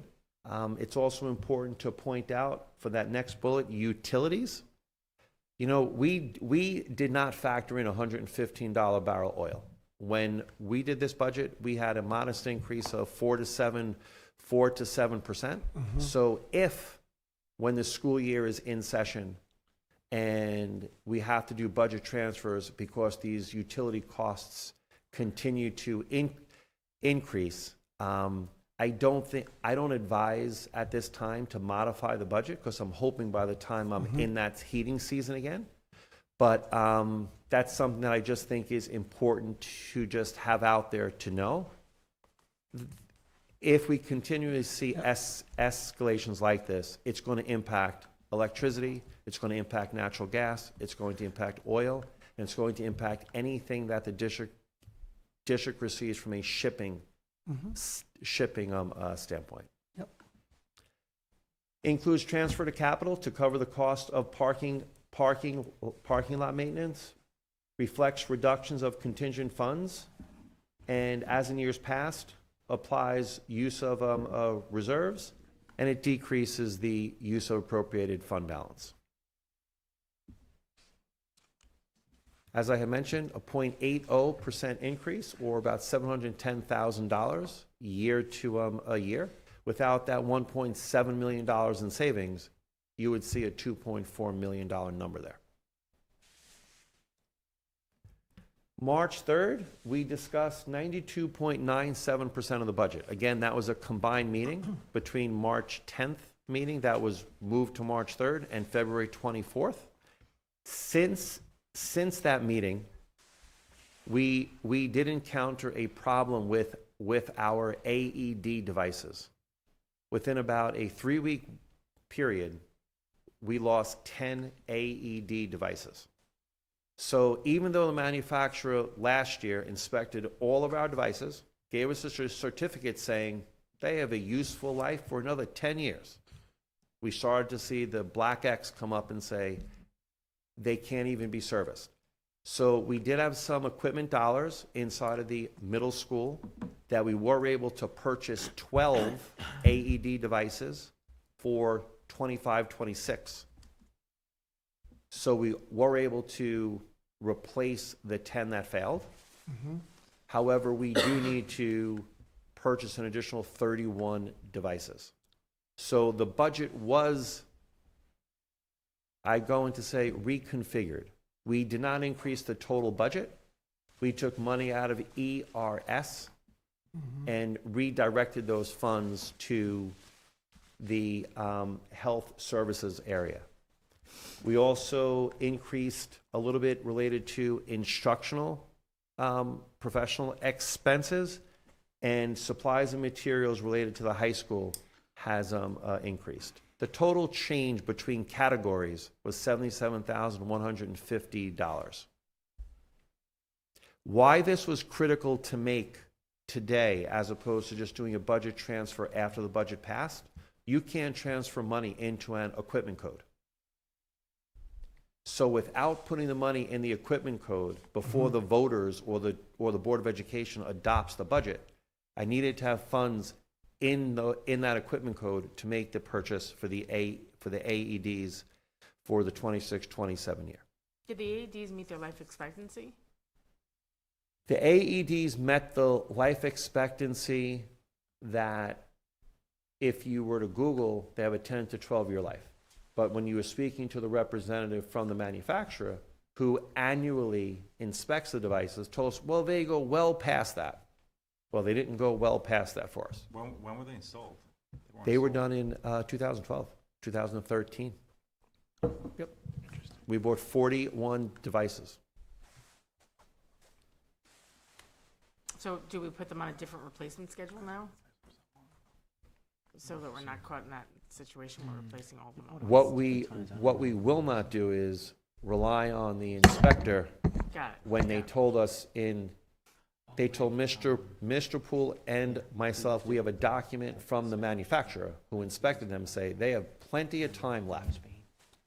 And they clearly did. So we will go on the proactive approach of, if there's a 10 to 12 year life expectancy, we will budget for their replacement and not wait for them. But I also want to point out, the new devices that we are purchasing are much more advanced than our current device, where you are not required to have 2 different size pads. So you don't need ped pads and adult pads. So that's going to be a huge thing, to just be able to know there's one set of pads, put them on, and the pads have a 5-year life. So we're going to see savings in our annual budget for that. So tonight we're going to cover 7.12% of the budget.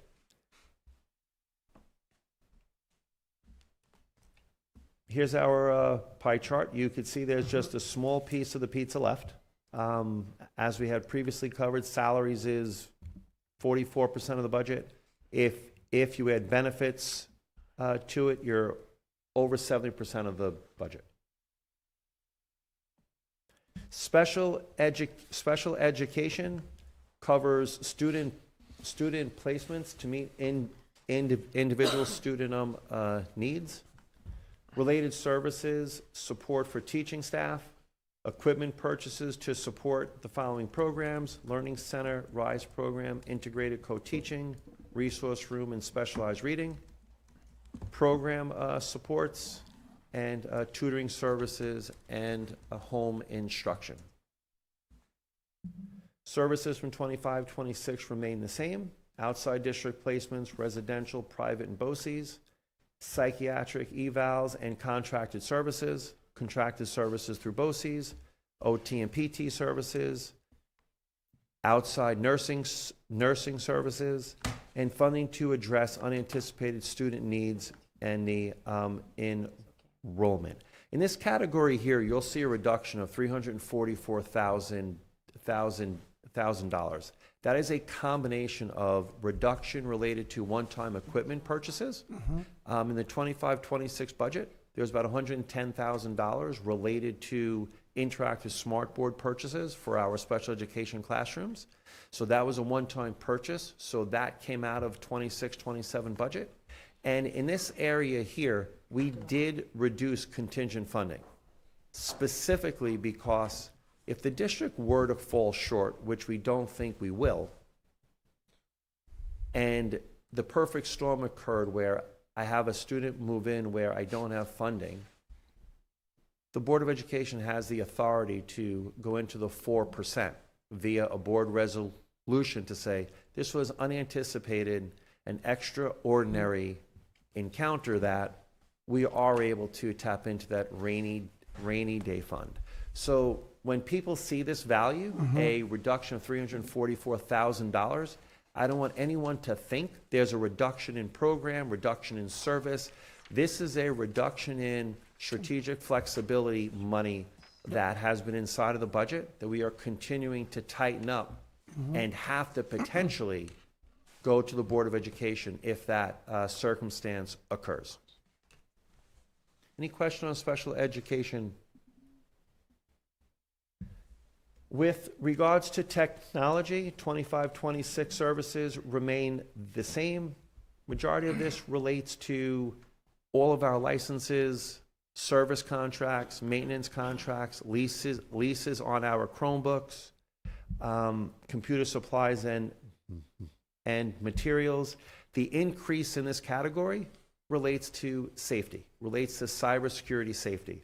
We have gone to a Kaseya Rocket Cyber 365 system in order to monitor, detect, remediate threats on customer endpoints, networks, and Microsoft 365 environments.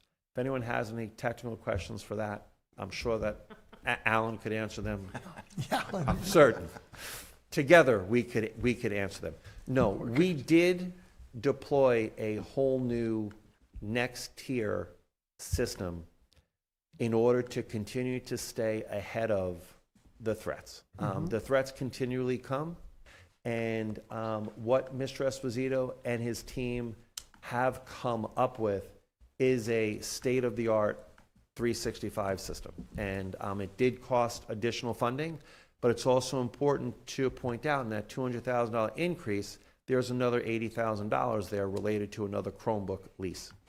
So, any questions related to the technology? As far as the athletics budget, increased by $28,000. We have the same amount of teams as 25-26. However, if someone goes to last year's presentation, the high school teams show 46 teams. That's because we added this year when the students came and wanted a flag football team. So there's not a mistake. We did add an additional team, but it was added after the budget was presented last year. So we have 47 high school teams, 24 middle school teams. Proud to say again, our scholar athletes continue to increase. 24-25, we had 421. All of our varsity teams achieved scholar athletic status for 24-25. Budgeted items for contracted services have been adjusted based on the projected rate increases. And supplies and materials have been increased to purchase replacement football and lacrosse helmets. Recurring purchases, there is funding inside the budget for helmets, uniforms, supplies, materials, equipment purchases, Section 11 officials and administrative fees, and related expenses related to operate the athletic program. Any questions on athletics? Curriculum and staff development, there's been a slight increase in this category. We have increased contractual service dollars in case the need exists for additional services. And there have been reductions in the supplies and materials. BOCES have been aligned to the program needs. I would say in the 16 years that Mr. Meinzer and I have been together, our BOCES budget this year is even tighter than it was in 25-26. So we are running really, really tight on BOCES, and that's a testament to programs are identified sooner. We actually know what works for us, and I think it's a very well-oiled machine. For a $2.3 million expense, I think Mr. Meinzer has done a phenomenal job in managing that budget area, and it's important to point out because if you go to the other 127 districts on Long Island, I challenge them to be as efficient as he is, just when it comes to the BOCES side, and you know that to be the case. Any questions on curriculum and staff development? That was a nice shout out for Mr. Because Meinzer. I am going to one day have to do BOCES alone, and I'm going to regret it. I'm going to regret it. I'm hoping a new person that's joining me tonight maybe knows something about BOCES behind me. She doesn't know it yet. I'll be looking for help. That's funny. You'll always have that on the cell number. That's funny. Community programs. Happy to point out that Mr. Passamonte has changed up the slide a bit for us. Okay. He has added a couple of categories. There is no budget increase, so we are going to operate, we feel, at the same expenditure level that we did in previous years. But from a revenue standpoint, we have increased fees in order to capture the soft costs that are not here, meaning your FICA Medicare, salary-related costs, some of the operational fees that were not captured in this in this particular budget. But it is important to show in the driver education area, we have 111 registrants. That is a phenomenal turnout for us. And we have increased a couple adult programs. I do know that we have women's basketball coming, so that's an exciting change. And as far as the summer programs, the music theater program, we have separated that. There's 99 registrants for that program. And in regard to the foot races, 4th of July has 67 registrants. And for the Thanksgiving Day foot race, 462 registered this past November. Is the prize bigger for the Thanksgiving Day run? That you have more No, I just think it's cooler out. Oh, yeah, I good think point. people That's are, true. People are preparing for what they're going to eat on Thanksgiving, where 4th of July, they're on a beach. They're not running in 95-degree weather. You figured it Good out. point. Those are diehards. The health services area, you see the $60,000 increase here. That is primarily related to the 31 AED devices that I had to add to the equipment code here. Okay. All other services remain the same from 25-26.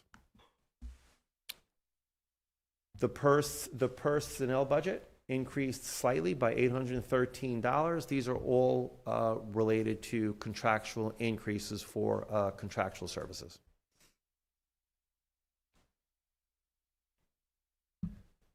So looking at it from a summary level, we have a $710,000 increase year to year. We have a 2.84% tax levy increase. State aid, again, it's still based on the executive budget released on January 20th, 2026. So that number could change. If we do see additional state aid, if it is a nominal amount, as I had mentioned previously, we will just increase the state aid line there, reduce either appropriated fund balance or a use of one of the reserves, depending upon what the value is.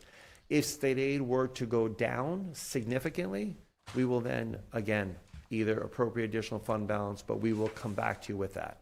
I am hopeful that before April 14th, which is our next budget presentation, the governor adopts the budget. If they don't, we will continue as we did last year. Hopeful on Hochul? That is a bumper sticker. But if they do not adopt the budget, we will continue going forward using the executive budget values. District local revenue has a slight increase. Reduction in appropriated fund balance by $1.3 million. That's at 22% that I pointed out earlier. And you can see the use of a reserve remains rather consistent with the previous year. However, workers' compensation, since our expenditures have been going down, we are going to reduce our allocation of workers' compensation reserve to a 26-27 budget. Any questions on Proposition 1? We're going to quickly jump to important budget development dates. April 14th, we will review the revenue budget in detail. And on April 21st is the budget adoption date. Proposition 2, dedication or conveyance of some land in front of the middle school. About 4,375 square feet has been requested by the town of Brookhaven in order to support a roadway improvement project in front of the building. And I think it's a great project. I'm sure you recall Mr. LaSquadro coming to a presentation back in October. The plan is to extend a turning lane on the west side of the road. And this next picture shows you the current condition and the proposed. What is also proposed is a traffic light in front of the school building. That's a win. That is a win.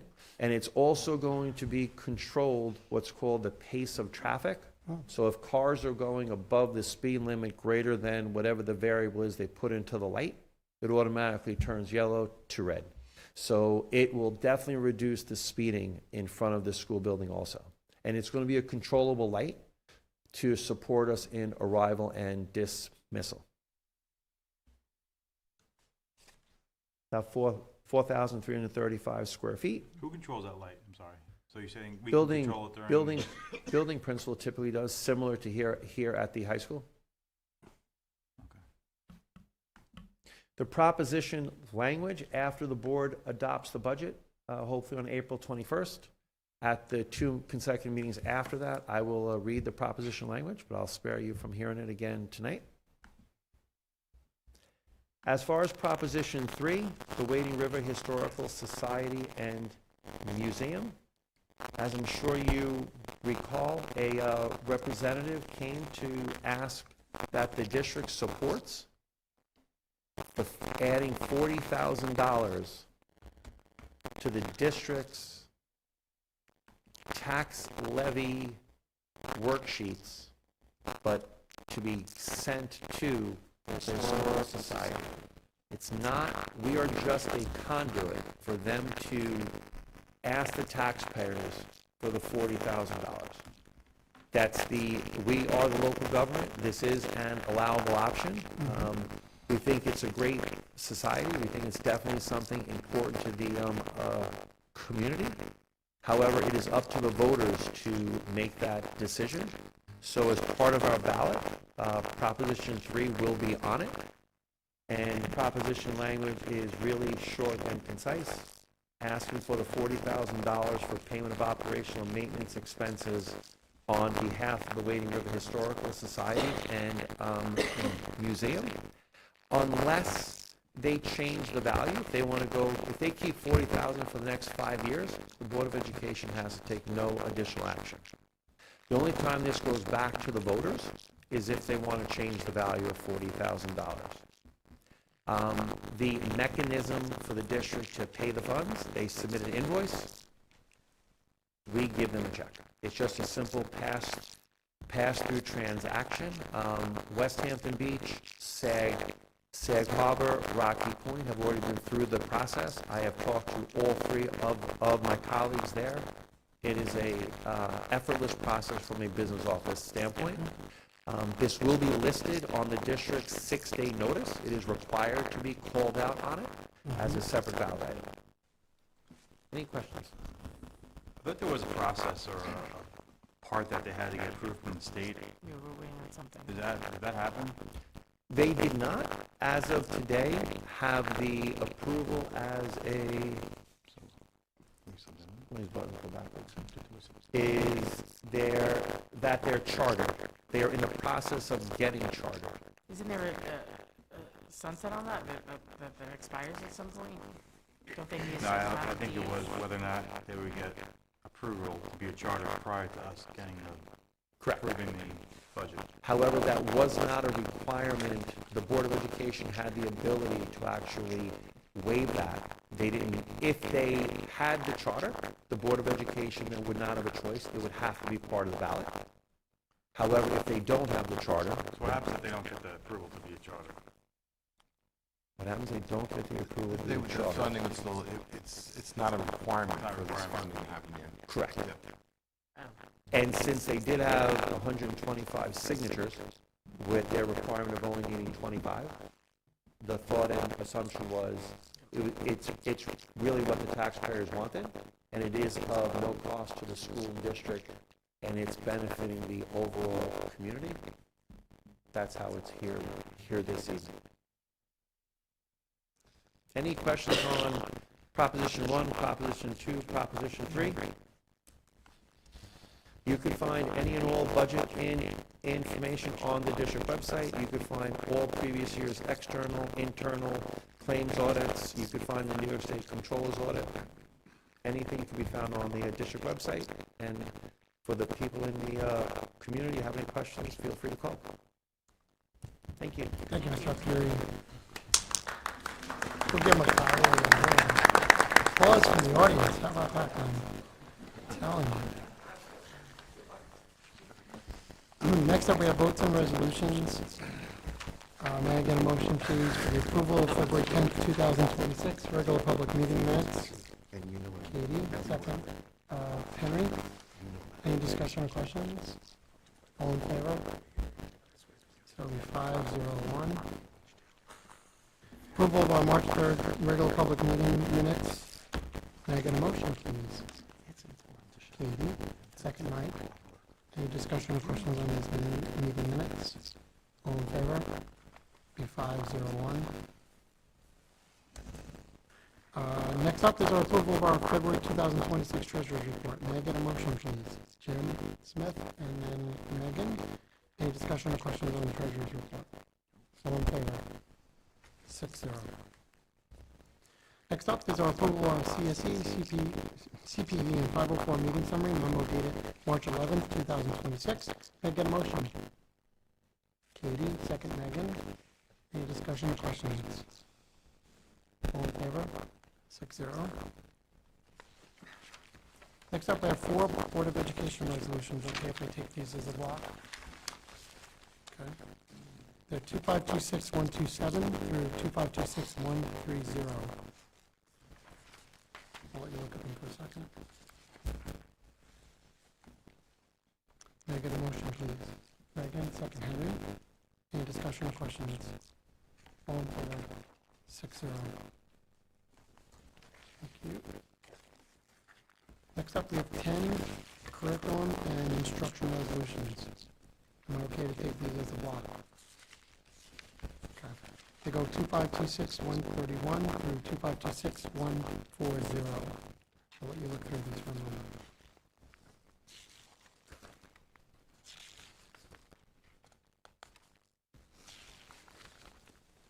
Can I get a motion, please? Jim, Katie, any discussions or questions? Was the summer school at Middle Avenue last year too? Do you recall? It was Wading River, right? It wasn't Miller It was, okay, so it should be. I think so. All right, so nothing has to, in other words, it's kind of like, okay, what we did last year. Okay, Yes. nothing new. Okay. I thought so.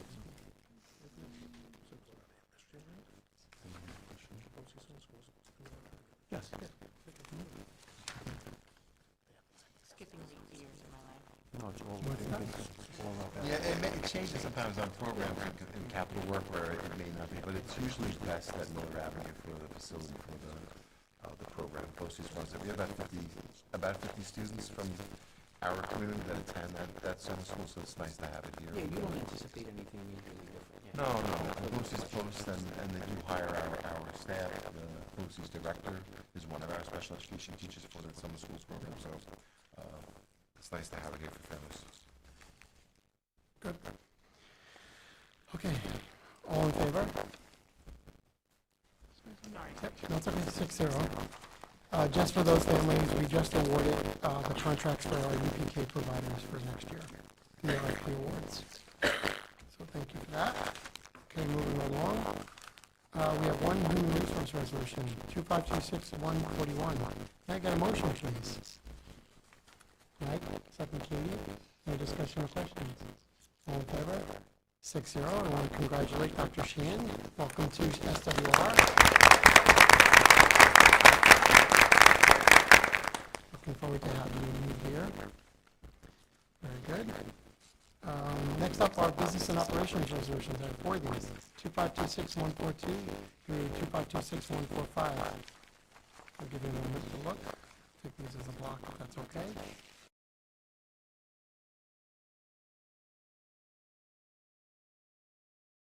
Katie, any discussion or questions? All in favor? 6-0.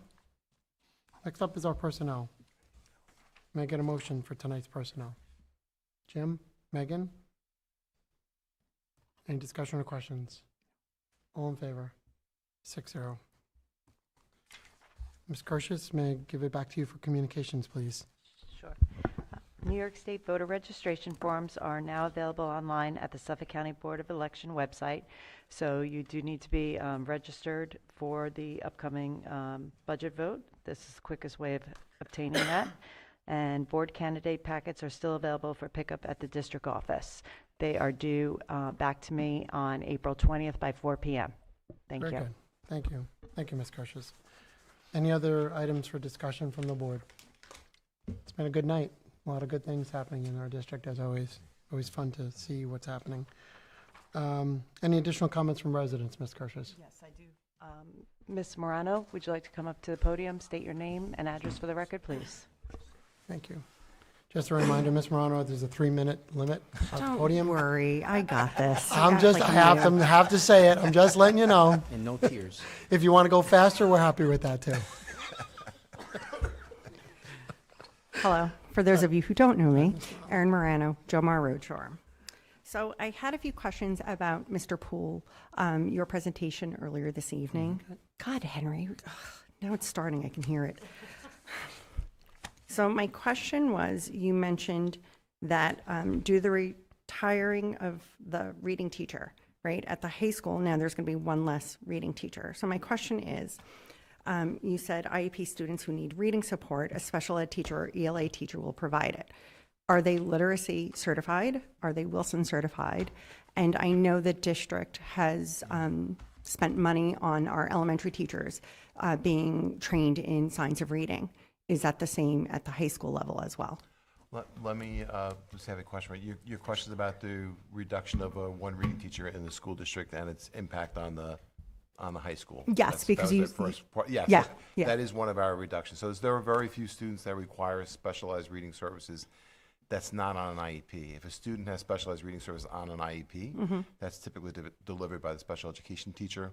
So that's not going to impact special education students at all. Okay. If a student in the school district requires specialized reading services and doesn't have an IEP, which would be rare at the high school level, but it does happen, that service will be provided. It may be provided by a special education teacher who has a period available to do that inside of their schedule. So students will get Wilson or Orton Gillingham or some other service that they need inside of the. But the they are benefit. certified in those They will get subjects. they will get And those if they require teachings. those sort of certified special program trainings that they're certificated to do. We will absolutely do that for the students. And as I mentioned, and Mr. Arcuri mentioned, there's some contingent funding in the budget as well. So if we find when we're finished scheduling students in the spring and over the summer, that it makes sense to bring back a 0.2 or a 0.3 reading specialist into the school district, we will certainly do that. But I don't anticipate that, but that is certainly an option,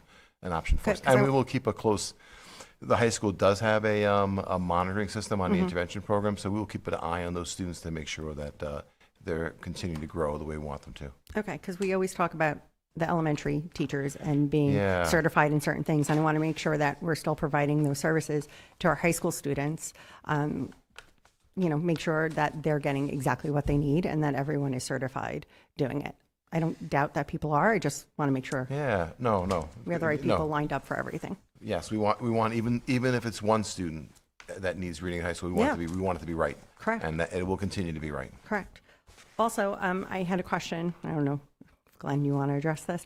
Mr. Arcuri, that I understand, or Mr. Poole, you can address it. Yeah, sure. Listen, we all love savings. It's great. Love that we can save $1.7 million on staff reductions. However, who's taking over those teachers, those current teachers teaching those subjects? Who's taking over their courses and classes and sections next year and the following years if we're not planning on replacing them? Because you have who's going to teach on that 6th grade team, who's going to be the special ed / resource room / ICT teacher here at the high school, who's going to be a middle school PE teacher. What are we doing? Are we moving people around that It are already hired here? It You know, may work or here? may not. It may or may not require the transfer of staff. We have done the preliminary numbers. It does work. As on Mr. Arcuri's slide, it did show a reduction of 100 students at the high school. That number may go down even a little bit lower. We haven't really done anything to address that reduction in enrollment. Class sizes should be very similar. We're looking at that now. But I would say, again, there is a little bit of contingent funding. So if we went down a phys ed teacher and we come to find out that we need 0.2, we could offer a teacher a 6th period or hire a 0.2 phys ed teacher. I don't expect that, but that would be the case. Class sizes should be the same. It just so happened that retirement matched a reduction in need for the school district, and everything should be relatively similar for a class size for the school district. Okay, I don't know how many more teachers. I don't believe we'll need too much more transfer between the two buildings. I hope not, and we lose a little instructional time and a little planning time for staff. But again, if something emerges that needs a little bit of a teacher, we will definitely do that. We schedule at the high school based on student interest. So students right now are selecting what they want, and sometimes that means that we need a little more business, but a little less technology for the school year. So that should be the Okay, that should be the because case. I'm hoping class sizes are taken into consideration on this. Yes. Because on the secondary level, it seems like they go out the window. So, okay, No, we will. It should be pretty status quo for next year for Okay. us. Yeah. great, awesome. Okay. Have a great night. All right. Thank you. Thank you. Ms. Morano. Right. Ms. Curtius, any other? That's it, thank you. Okay, great, thank you. Okay, yep. Okay. Dan McGuire from Shoreham. 2 quick questions. The assistant technology director, that position that was reduced, it's based on my history in the district, it seems like that was a relatively new position. I think that position was only 3 or 4 years. That person that was in that position is going into the new director position. Was that a planned reduction from the beginning to transition the person to the new position? Or is it just by chance that the assistants get in the director position? So I'm trying to figure out how that all played out. Yeah, I think that. And I'm not saying it's a bad thing. I'm curious to see. How are you? Good. That position has been in a different title, has been in the district for a while. So when I started, nine years ago now, I can't believe it. It was a coordinator of data security. You may recall the data privacy laws and a big focus on the state that you needed a particular person to work on that. So that was the position in the school district. Over time, with cybersecurity needs and other needs inside of the school district, that position and the work that the person took on grew. So about 3 or 4 years ago, the person title was changed to Assistant Director of Technology. And yes, when you do make somebody an Assistant Director, it is with the hope that somebody can grow and be groomed to assume the next title up in a school district. I will tell you, when we posted for the Director of Technology position, the respondents for such a great job, the eligible candidates that you would wanted to interview were less than 8. That you would, even after a screening revenue, that you would bring in. So very difficult position to fill in school districts. And Ms. Nitti has done a great job working with who I think is the best on the island, Mr. Esposito. He's par to none. She's had a chance to work with him very closely for 3 years along the way. And as Mr. Arcuri mentioned, the reduction of the position, yes, we are going to reduce the position. The work does remain still for an assistant director. That's going to have to be managed by the new director and the staff that's in the technology department and central office as well, whatever pieces we can pick up, because the work didn't go away, except, as Mr. Arcuri pointed out, the budget demands. We are going down $1.7 million and not changing anything for students in the school district. So we had to make some changes. The alternative was 2.4% on top of the levy that is at the tax cap already to cover the 1.7 million. So you'd be looking at a 5-point-something% levy, which might not be popular. No, not at all. So we really tried to be careful with all of this, especially with deficits, with a deficit last year, a projected deficit this year, kind of related to the transportation increase from last year, which was $1.4 million. Where was that? Where was that coming from? We used one-time fund balance to cover that. That's carried forward, so we have to try to address that. So, but I hope I answered your question. Yes, you did. Thank you. I appreciate it. And lastly, the other question goes to the project with the company that was in here before. So I heard them mention that they're going to be on school property during school hours. So my question comes to, since they're going to be on school property during school hours, is this company, or are these companies that come in during school hours, or the folks that are working on school property, fingerprinted like most school employees? Or do they have that set up already? Is that something part of their protocol? They need to be fingerprinted. They will be vetted. They do go through a Raptor check system. They get badges, so there'll be a whole system in place to make sure that only the right people are on campus. All right. And I know we reluctantly do work during the school day. Mr. Arcuri actually hates it, so I know it'll be carefully managed, and it will meet his expectations for what will happen during the day and what won't happen during the day.